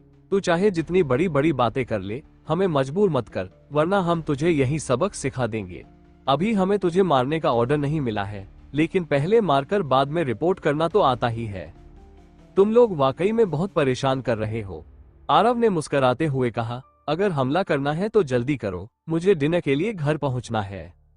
साले, मरने का शौक है तुझे? एक दाढ़ी वाला आदमी बिना कुछ बोले आगे बढ़ा। बाकी तीनों ने भी कुछ कहे बिना उसे चारों तरफ से घेर लिया। एक बात सुन ले, यहाँ बातों से कुछ नहीं होगा। जिसका घूंसा ज्यादा भारी है वही सही होता है। दाढ़ी वाला आदमी थूका, मुक्का ताना और शेर की तरह झपटकर आरव के चेहरे की तरफ हमला किया। आरव ने बड़ी आसानी से उसका हमला चकमा देकर बचा लिया और उसके साथ ही उसके होठों पर एक ठंडी मुस्कान तैर गई। जब मैं इस देश में लौटा, तभी मैंने एक फैसला किया था, अगर कोई मुझे उकसाए नहीं, मुझे धमकाए नहीं या मुझ पर हमला ना करे, तो मैं भी किसी पर हाथ नहीं उठाऊंगा। तो अब मैं तुम्हारा शुक्रगुजार हूँ, क्योंकि इस पंच की वजह से मुझे तुम्हें मारने में कोई झिझक नहीं रहेगी। सब एक साथ हमला करो। फूलों वाली शर्ट वाला अब बुरी तरह बौखला गया था। उसे यकीन नहीं हो रहा था कि एक अकेला लड़का उन चारों को इतनी आसानी से हल्के में ले रहा है। लेकिन उनका समन्वयित हमला भी बेकार साबित हुआ।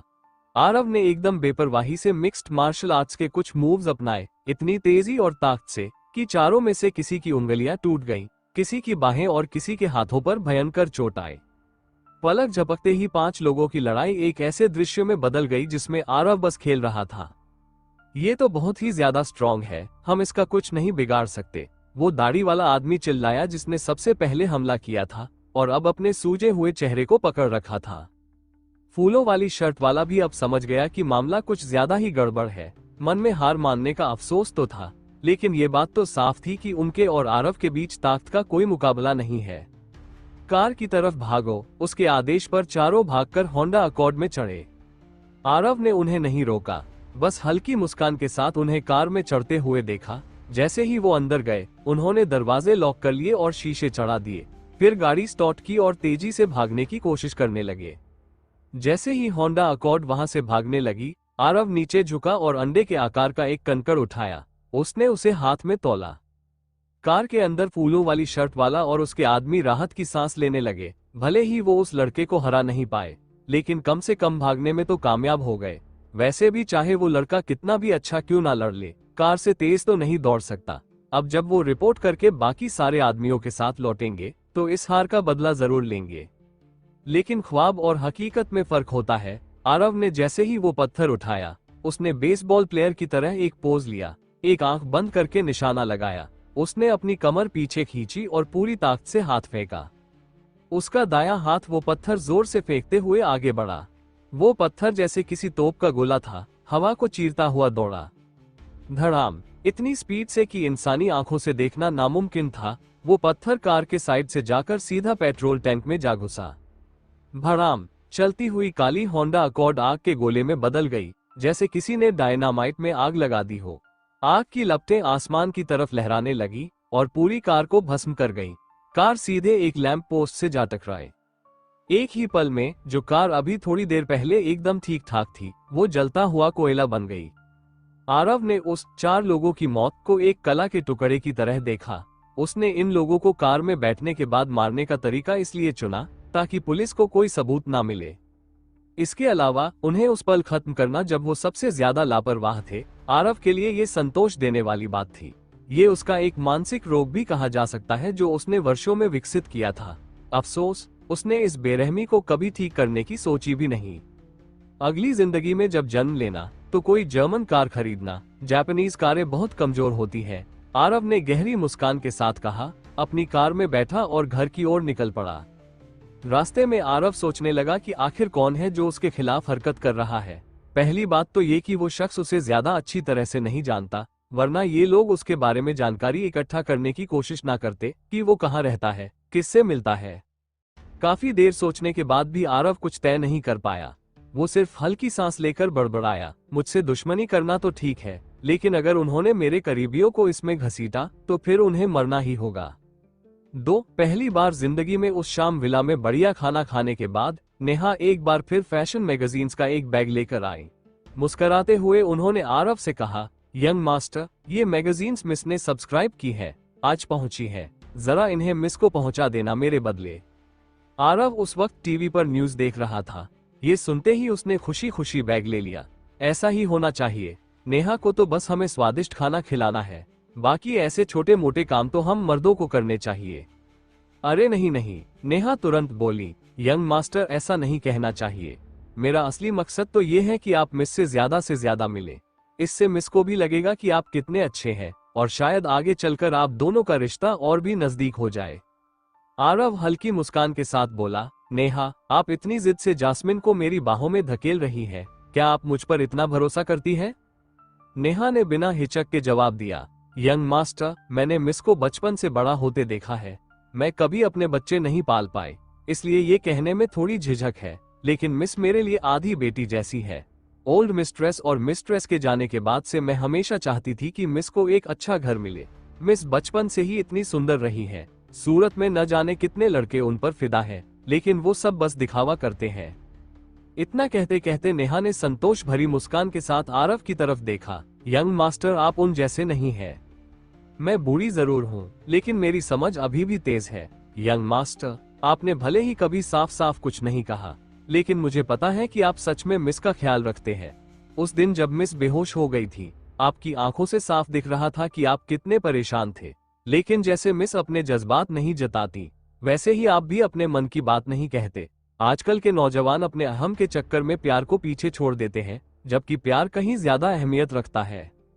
आरव थोड़ी देर चुप रहा, फिर हल्के से मुस्कुराते हुए बोला, नेहा, आप तो मनोविज्ञान की एक्सपर्ट बन सकती है। आपकी बातों ने मुझे खुद पर शक करने पर मजबूर कर दिया। इतना मत सोचिए यंग मास्टर, इसे बस एक बुरी औरत की बकवास समझिए। अब जल्दी जाए और मिस को मैगजीन्स दे आइए, वरना देर हो गई तो वो सो जाएंगी। आरव ने मैगजीन्स का बैग उठाया और सरसरी नजर से देखा। ज्यादातर फैशन और इंटरनेशनल ब्रांड्स के सीजनल लग्जरी प्रोडक्ट्स की जानकारियां थीं। ये बात साफ थी कि एक फैशन कंपनी की सीईओ होने के नाते जास्मिन को खुद इन सब की अच्छी समझ होनी चाहिए। थोड़ी ही देर में वो ड्रैगन गार्डन से निकलकर अस्पताल की ओर रवाना हो गया। रास्ते में जब वो एक रोशन दुकान के सामने से गुजरा, तो उसकी नजर वहां पड़ी और उसके चेहरे पर एक समझदारी भरी मुस्कान आ गई। जब वो अस्पताल पहुंचा, रात के लगभग 10 बज चुके थे। ज्यादातर वार्ड की लाइट्स बंद हो चुकी थी, लेकिन जास्मिन के वार्ड की लाइटें अब भी जल रही थी। आरव ने आसानी से दरवाजा खोला और अंदर झांका। जास्मिन वहां अकेली नहीं थी। उनके साथ थी उनकी सेक्रेटरी अनिका, जिसे दफ्तर में उसकी एयरपोर्ट रनवे जैसी फ्लैट बॉडी के लिए जाना जाता था। पता नहीं वो खुद ही इतनी ठंडी स्वभाव की थी या फिर जास्मिन से सीख गई थी कि कैसे बिल्कुल भावहीन बनना है। जास्मिन बिस्तर पर लेटी हुई थी। सामने की टेबल पर दस्तावेजों का ढेर लगा था। उनके हाथ में एक सिल्वर फाउंटेन पेन था और वो कुछ लिख रही थी। वहीं अनिका गंभीर चेहरे के साथ पास खड़ी थी, कभी दस्तावेजों को सुलझाती तो कभी नए पेपर देती। आरव को अंदर आता देख अनिका ने भौहें चढ़ाई। तुम यहाँ क्यों आए हो? आरव ने हाथ में पकड़े बैग को ऊपर उठाया। मैगजीन्स देने आया हूँ। अनिका ने असंतोष भरे लहजे में कहा, तुम क्यों देने आए हो? सीईओ से तुम्हारा रिश्ता क्या है? आरव कुछ कहने ही वाला था कि जास्मिन ने ठंडे स्वर में बीच में ही कह दिया, ये मेरे दूर के रिश्तेदार है। साथ ही उन्होंने आंखों से आरव को इशारा किया कि वो कुछ और ना बोले। एक कानूनी पति, एक मामूली दूर का रिश्तेदार बना दिया गया। आरव ने अपनी नाक खुजलाई और हल्की सी बेबसी भरी मुस्कान दी। उसे लग रहा था कि इन दिनों उनके बीच नजदीकियां बढ़ी हैं, लेकिन लगता था कि जास्मिन की नजर में वो अब भी बस एक कॉन्ट्रैक्ट के तहत बना साथी था। उसने कभी उसे अपना पति माना ही नहीं। थोड़ा दुख जरूर हुआ, लेकिन आरव का दिल मजबूत था और वो पहले से इस बात के लिए तैयार था। वो इतना भोला नहीं था कि सोचे कि आइस लेडी इतनी आसानी से जीत ली जाएगी। उसने बस हल्की मुस्कान दी और कुछ नहीं बोला। फिर बैग को जास्मिन के बेड के बगल में रख दिया और बोला, नेहा ने ये देने को कहा था, ये इस महीने की तुम्हारी सब्सक्रिप्शन मैगजीन्स है। अनिका के चेहरे पर समझ आ जाने वाला भाव आया। उसने मन ही मन सोच लिया कि इस आदमी ने शायद दूर के रिश्तेदार के नाम पर कंपनी में एंट्री ले ली है।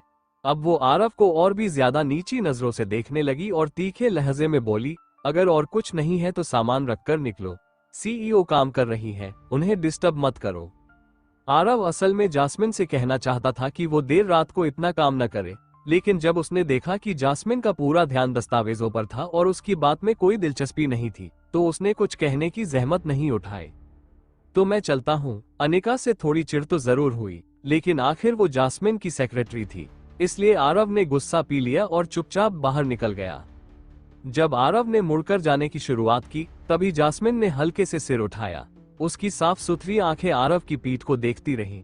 उसका आमतौर पर बेपरवाह और मस्त दिखने वाला वो चेहरा उस वक्त रोशनी के नीचे कुछ उदास और अकेला सा लग रहा था। जास्मिन के मन में हल्का सा अफसोस हुआ। उसने तो एक थैंक यू भी नहीं कहा, लेकिन उसकी शर्मीली आदतें उसे ये जताने ही नहीं देती कि वो कुछ महसूस कर रही है। दरवाजा बंद हुआ और जास्मिन ने एक अनकही आह के साथ फिर से दस्तावेजों में खुद को डुबो दिया। करीब 1 घंटे बाद, जब रात काफी गहरा चुकी थी, अनिका ने घड़ी देखी और थोड़े हिचकिचाते हुए बोली, बॉस आज के लिए इतना काफी है। मैं बाकी के पेपर्स लेकर जाती हूँ, उन्हें समेटकर कल डिपार्टमेंट हेड पुष्कर को दे दूंगी। जरूरी काम हो गया है, अब आपको आराम करना चाहिए। जास्मिन ने अपने सिर की कनपटियों को हल्के से रगड़ा। इन दिनों वो चाइनीज दवा ले रही थी, रिकवरी कर रही थी, और कई मिलने वालों से भी मिलना पड़ रहा था। अब वो सच में थकी हुई थी, तो उन्होंने सिर हिलाया और कहा, डिपार्टमेंट हेड पुष्कर से कहना कि मैं ऑटम फैशन कॉन्फ्रेंस और जापान मार्केट वाले प्रोजेक्ट के पेपर्स खुद देखूंगी, बाकी वो संभाल ले। ठीक है बॉस। अनिका की स्पीड बहुत तेज थी। 5 मिनट में उसने सारे कागज समेट दिए और आदर के साथ जास्मिन से विदा ली। जास्मिन ने गहरी सांस ली, शरीर को ढीला किया और नरम तकिए से पीठ टिकाए। उसकी नजर आरव द्वारा लाए गए मैगजीन के बैग पर पड़ी। कुछ सोचते हुए उसने बैग अपनी ओर खींचा। सोच रही थी कि सोने से पहले थोड़ी मैगजीन पढ़ ले। जैसे ही उसने बैग खोला, एक जानी पहचानी चिपचिपे चावल की खुशबू उसके नथुनों में भर गई। जास्मिन चौंक गई और बैग के अंदर ध्यान से देखा। मैगजीन्स के अलावा उसमें एक ट्रांसपेरेंट प्लास्टिक कंटेनर में रखे हुए ग्लूटेनस राइस बॉल्स भी थे। धीरे से कंटेनर बाहर निकाला। अंदर 10 गोल गोल बॉल्स थी, कुछ सफेद, कुछ काले, कुछ हरे और भी कई रंगों में। ऊपर से हल्की भाप भी निकल रही थी, यानी अब भी गर्म थे। जास्मिन जानती थी कि ये नेहा ने नहीं दिए होंगे, क्योंकि बचपन में जब उसने बहुत ज्यादा ग्लूटेनस राइस बॉल्स खा लिए थे तो उसका पेट बिगड़ गया था। तब से नेहा ने उसे ये खाने नहीं दिए। तो फिर ये तो वही इंसान लाया होगा। क्या सिर्फ इसलिए कि उस दिन जब आराध्या आई थी उसने कहा था कि मुझे ग्लूटेनस राइस बॉल्स पसंद है? सिर्फ इतनी सी बात से उसने याद रखा कि मुझे क्या पसंद है। उसे वो बातें याद आने लगी जो उसने आज आरव से कही थी। उसका ठंडा बर्ताव, अजनबी जैसा व्यवहार और जाते वक्त आरव की वो पीठ। जास्मिन को पता ही नहीं चला कि उसकी आंखें कब नम हो गईं। जिंदगी में पहली बार अपनी सबसे पसंदीदा ग्लूटेनस राइस बॉल्स को देखते हुए भी जास्मिन की खाने की कोई इच्छा नहीं हुई। अस्पताल से निकलने के बाद भी आरव का मन भारी ही था, तो उसने हाईवे पर तेज रफ्तार में गाड़ी चलाई। थोड़ी देर बाद जाकर उसे कुछ सुकून मिला। अब रात के करीब 11 या 12 बज रहे थे। सूरत के उपनगरों में ज्यादातर जगहों की लाइट्स जल चुकी थीं। अगर ये 1 महीना पहले होता तो शायद आरव उन गुलाबी लाइट वाले हेयर सैलून में दिलचस्पी लेता, लेकिन आज की रात वो खुद को और ज्यादा भुलाना चाहता था। इसलिए रोज बार जाकर रोज से मिलना उसे ज्यादा बेहतर लगा। नोट: गुलाबी लाइट वाले हेयर सैलून शायद स्पेशल सर्विस वाले हों। कभी कभी वो खुद भी सोचता था कि उसके फैसले कितने अजीब होते हैं। रोज, जो उसे सच्चे दिल से चाहती है, जो हमेशा उसका ख्याल रखती है। फिर ली जिंगिंग, वो लड़की जो बस एक बार मिलने पर पूरा दिन खुश कर देती है। ऐसी औरतें थीं उसकी जिंदगी में जिनका उसने ढंग से ख्याल नहीं रखा। उल्टा जास्मिन जैसी ठंडी औरत का ध्यान रखता है और आधी रात को उसके लिए चिपचिपे चावल के बॉल्स खरीदने की सोचता है। शायद ऐसा इसलिए था क्योंकि वो औरत जो उसकी यादों में बसी थी उससे बहुत मिलती जुलती थी, या फिर इसलिए क्योंकि जो चीज हासिल न हो सके वही सबसे अच्छी लगती है। ये बात सच में इंसानों पर पूरी तरह लागू होती है। रोज के लिए उसे जो अपराध बोध था, उसी के चलते उसने तय किया कि आज उसे ढूंढना सही नहीं होगा। वो गाड़ी लेकर पश्चिमी इलाके के एक नाश्ते की जगह पहुंचा।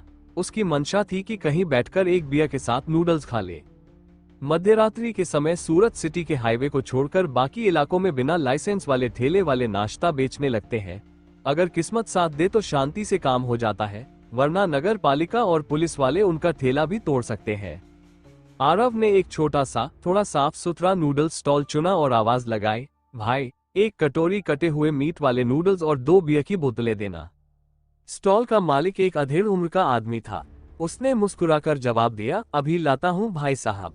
आरव को उसकी आवाज कुछ जानी पहचानी सी लगी। उसने गौर से देखा और मुस्कुरा दिया, अरे तुम। नूडल्स वाला चौंक कर ऊपर देखता है और जब पहचानता है तो घबरा जाता है।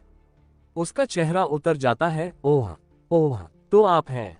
हाँ हाँ, क्या संयोग है।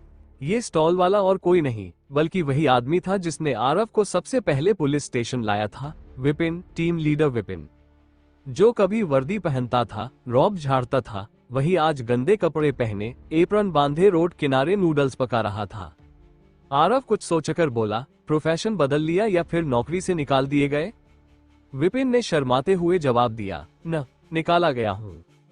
कर्मों का फल है। आरव ने हंसते हुए सिर हिलाया, पर चिंता मत करो, मुझे उस वक्त की बातों का कोई मलाल नहीं है।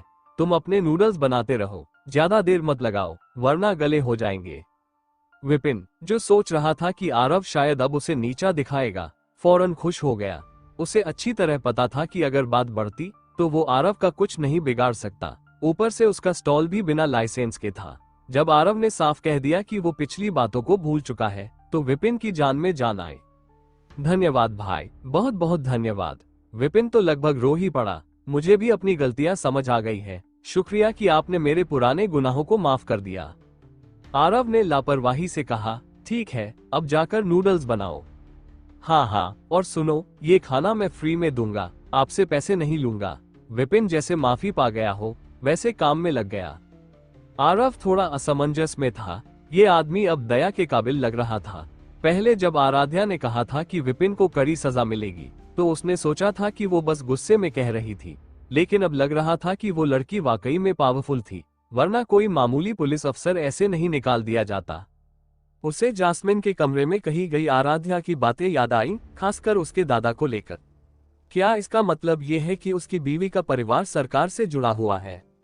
और अगर ऐसा है तो फिर जास्मिन अपने दादा से इतनी नफरत क्यों करती है? इन्हीं उलझनों में खोए हुए आरव का ध्यान टूटा जब विपिन नूडल्स और 2 सिंगटाओ बियर की बोतलें लेकर आ गया। उसने हंसते हुए कहा, भाई खाइए, और कुछ चाहिए तो बताइए। विपिन की लगन देखकर आरव को अब वो बिल्कुल बेकार इंसान नहीं लग रहा था। कम से कम उसे अपनी हालत का अंदाजा है और वो हालात के मुताबिक चल रहा है। ऐसी हालत में भी वो ढंग से जी रहा है, यही काफी है। आरव ने कुछ घूंट बियर के लिए और नूडल्स के कुछ कौर लिए तो उसे राहत महसूस हुई। तभी पास की गली से अचानक शोर सुनाई दिया, हरामखोर, भाग मत, रुक जा, और भागा तो जान से मार देंगे। रुक! कुछ लोग जोर जोर से चिल्लाते हुए गली से बाहर निकले। वे किसी दुबले पतले इंसान का पीछा कर रहे थे। आरव की नजर तेज थी, उसने फौरन पहचान लिया।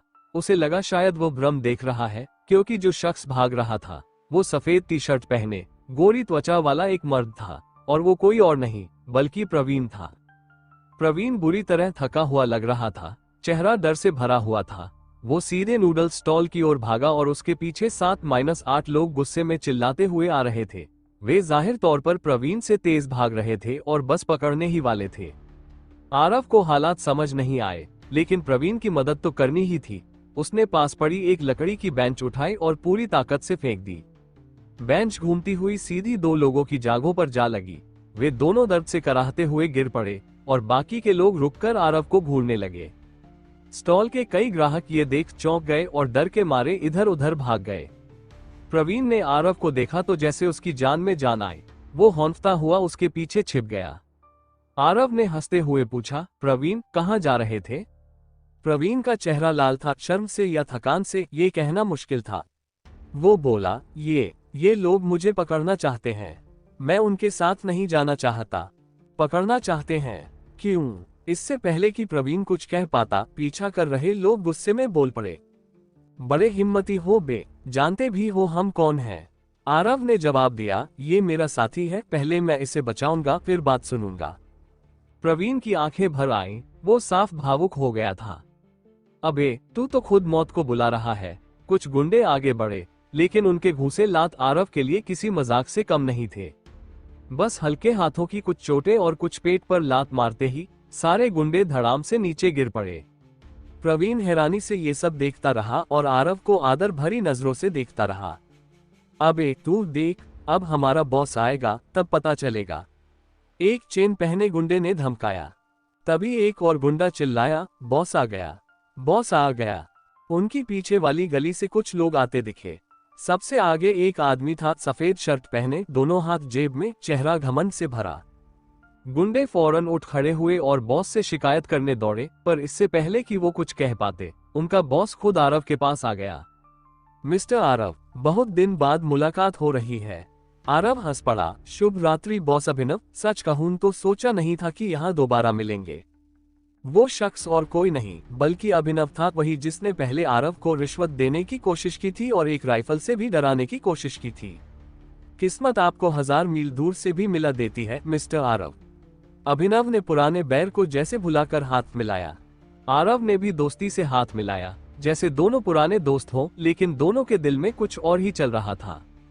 जब बॉस अभिनव जैसे पुराने दोस्त मिल जाए तो फिर बात करने की जरूरत ही क्या है, आरव ने शांति से कहा। अब तक जो गुंडे अकड़ रहे थे वो सब चुप हो गए। उन्हें समझ नहीं आ रहा था कि उनका बॉस इतनी इज्जत से क्यों बात कर रहा है। अभिनव थोड़ा असहज हुआ, फिर मजबूरी में मुस्कुराकर बोला, मिस्टर आरव, आप शायद नहीं जानते, लेकिन मुझे किसी के कहने पर प्रवीण को वापस ले जाने का काम सौंपा गया है, वरना मेरी जवाबदेही बनती है। ये सुनकर आरव थोड़ा चौंका। अभिनव जानता था कि वो हार जाएगा, फिर भी प्रवीण को ले जाना जरूरी क्यों है? आखिर प्रवीण है कौन? बॉस अभिनव, क्या मेरा ये दोस्त किसी अंडरवर्ल्ड का नियम तोड़ बैठा है या फिर आपके पैसे खाने वाला है? आरव ने पूछा। अभिनव ने झेपते हुए जवाब दिया, आप अपने दोस्त से ही पूछ लें। आरव ने प्रवीण की ओर देखा। प्रवीण कांप रहा था, उसकी पीठ पसीने से तर थी। वो बोला, वो लोग मुझे एक मेहमान को रिसीव करने को कह रहे हैं। रिसीव करने को? आरव ने भौहें चढ़ाई।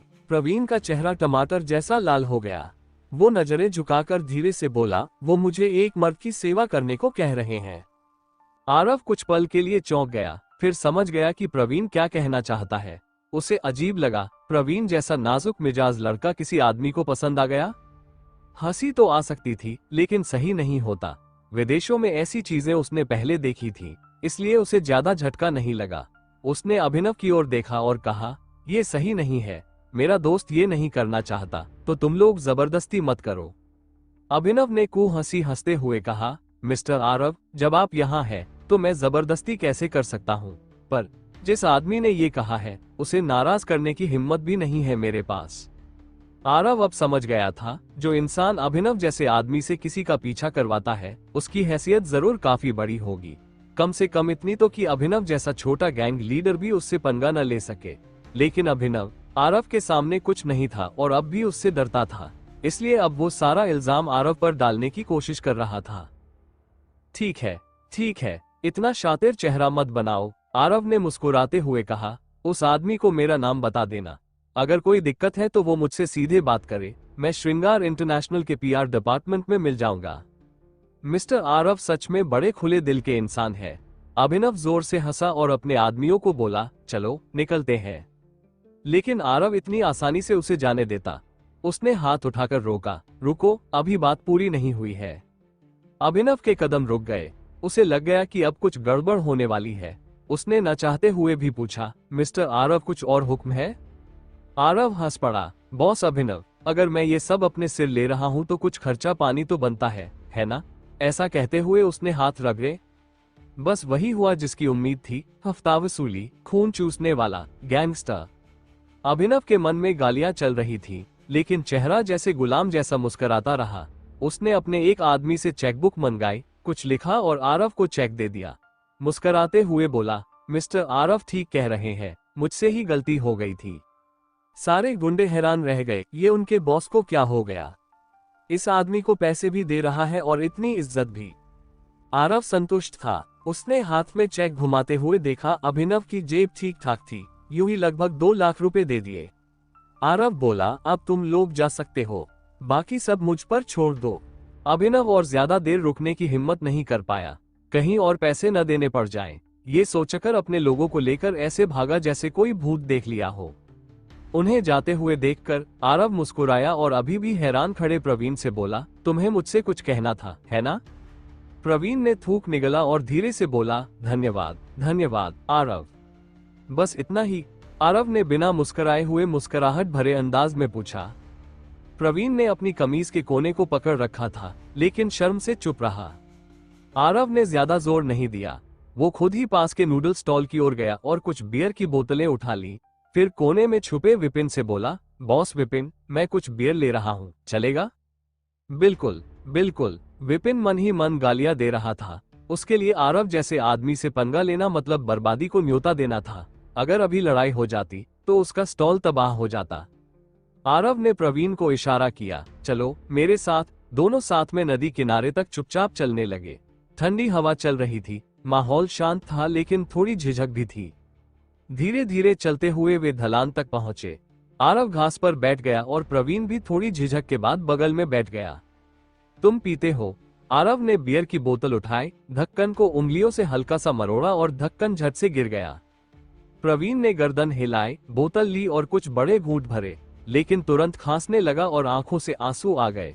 फिर भी उसने बियर पीना जारी रखा, जैसे उसका उस बोतल से कोई पुराना झगड़ा हो। आरव चुपचाप दूसरी बोतल उठाकर पीने लगा। थोड़ी ही देर में प्रवीण का चेहरा लाल हो गया, आंखें भारी सी लगने लगी। शराब का असर साफ था। नदी किनारे की हवा ने थोड़ी ताजगी दी। प्रवीण ने बोतल नीचे रखी, गहरी सांस ली और सीधे आरव की ओर देखा। उसके नाजुक चेहरे पर पहली बार गंभीरता नजर आए। आरव, क्या तुम मुझसे घृणा करते हो? प्रवीण ने पूछा। अगर मुझे तुमसे घृणा होती तो तुम्हारे लिए इतनी परेशानी नहीं उठाता। आरव ने उसकी ओर एक नजर डाली। प्रवीण के होंठ कांप उठे। उसने कहा, मैं वैसा इंसान नहीं हूँ, मुझे मजबूरी में ये सब करना पड़ा। मुझे मर्द पसंद नहीं है। आरव ने कहा, मैं विदेश से लौटा हूँ, वहाँ ऐसी चीजें आम है। तुम्हें मेरे सामने सफाई देने की जरूरत नहीं है। मैं बस ये जानना चाहता हूँ कि ये सब शुरू कैसे हुआ। प्रवीण ने गर्दन हिलाई, जैसे वो अंदर से तैयार हो चुका था। उसने धीरे धीरे बताना शुरू किया। तुमने मेरी इतनी मदद की है तो मुझे सब बता देना चाहिए, चाहे उसके बाद तुम मुझसे नफरत ही क्यों न करने लगो। बचपन में हमारे घर की हालत बहुत खराब थी, लेकिन पढ़ाई में मैं हमेशा अच्छा था। शरीर से कमजोर था, इसलिए स्कूल में बहुत सताया गया। फिर भी मेहनत की और मुझे पीकिंग यूनिवर्सिटी में एडमिशन मिल गया। मेरा चेहरा लड़कियों जैसा है, इसलिए यूनिवर्सिटी में लोग मुझे लेकर हंसी उड़ाते थे। तीसरे साल में बास्केटबॉल टीम के एक सीनियर ने मुझे डिनर के लिए बुलाया। उसका परिवार बहुत अमीर था, इसलिए मैं मना नहीं कर सका। डिनर पर उसने मुझे नशा देकर मेरे साथ जबरदस्ती की। राइटर नोट, पहले इसे नॉर्थ यूनिवर्सिटी कहा था, लेकिन असल में ये पीकिंग यूनिवर्सिटी है। प्रवीण की आंखों में दर्द और नफरत भर आई थी। मुझे बाद में पता चला कि उसे मर्द पसंद है। उसने मुझे किसी को बताने नहीं दिया और मैं पुलिस भी नहीं जा पाया क्योंकि राजधानी में मेरा कोई नहीं था। मुझे डर था कि लोग मुझसे दूरी बना लेंगे, इसलिए सब चुपचाप सहता रहा। उसने फिर से मुझे बुलाना शुरू किया, लेकिन इस बार वो पैसे भी देने लगा। उस पैसे से मुझे थोड़ी राहत मिली और कुछ पैसे घर भी भेज पाता था।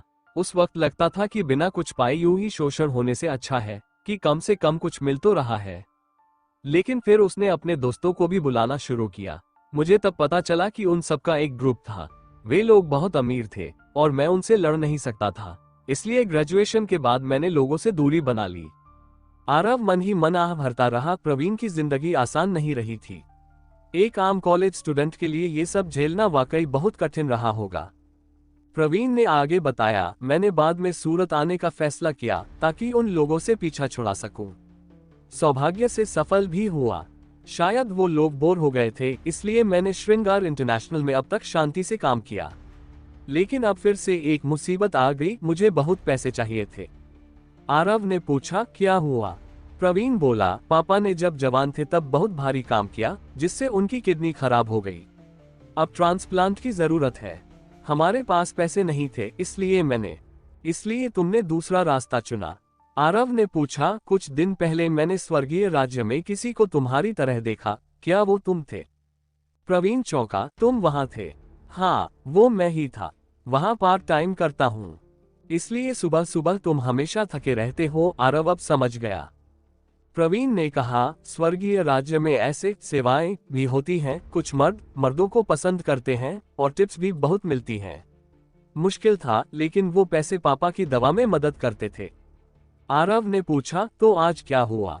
प्रवीण ने मुंह बिचकाया, वहाँ एक आदमी है, बिल्कुल सनकी, वो और भी लड़कों को बुरी तरह टॉर्चर करता है। मैं उससे बचता रहा, लेकिन आज उसने मुझे पकड़वाने की कोशिश की। अभिनव भी उसी के साथ था। मैं अब वहाँ काम नहीं करूंगा, कल ही रिजाइन कर दूंगा। आरव ने पूछा, उसका नाम पता है? प्रवीण ने कहा, सिर्फ सरनेम पता है, आनंद, लोग उसे तन्मय कहते हैं। बहुत पावरफुल है। अभिनव उसकी चमचागिरी कर रहा था। आरव ने उसके कंधे पर हाथ रखा, चिंता मत करो। अगर तुम्हारे पापा के इलाज के लिए पैसों की जरूरत हो तो मुझसे ले लो और धीरे धीरे लौटा देना। इंसान चला जाए तो कुछ नहीं बचता, पैसे फिर से कमाए जा सकते हैं। प्रवीण की आंखों से आंसू बहने लगे। उसने आंसू पोंछे और मुस्कुराते हुए बोला, तुम बहुत अच्छे हो, लेकिन मैं तुमसे पैसे नहीं लूंगा। मेरी बहन और मैंने रिश्तेदारों से पैसे उधार ले लिए हैं। वो बुधवार को सूरत आ रही है ताकि मेरे साथ मिलकर काम कर सके और कर्ज चुका सके। आरव ने पूछा, तुम्हारी बहन यहाँ काम करने आ रही है, क्या वो पढ़ाई नहीं कर रही? प्रवीण ने सिर हिलाया, वो समझदार है। उसने पढ़ाई बीच में छोड़ दी, लेकिन यूनिवर्सिटी ने उसका नाम रखा है, 2 साल के अंदर वापस जा सकती है। आरव ने मुस्कुराते हुए कहा, हर घर की अपनी कहानी होती है। अगर तुम्हें कभी किसी चीज की जरूरत हो तो मुझसे कहना, मैं तो वैसे भी खाली बैठा रहता हूँ। प्रवीण अब काफी हल्का महसूस कर रहा था। उसने मुस्कुराते हुए कहा, आरव, अगर मैं लड़की होता तो तुमसे शादी कर लेता। तुम सच्चे आदमी हो। प्रवीण की शर्माई हुई लाल चेहरा और वो बात सुनकर आरव कांप गया। उसने हाथ हिलाते हुए जबरन हंसी में कहा, अरे ये सब अगले जन्म में बात करेंगे, हाहा। आज के लिए इतना ही दोस्तों, बाकी के एपिसोड के लिए सब्सक्राइब करें हमारी चैनल ऑडियो तुमको।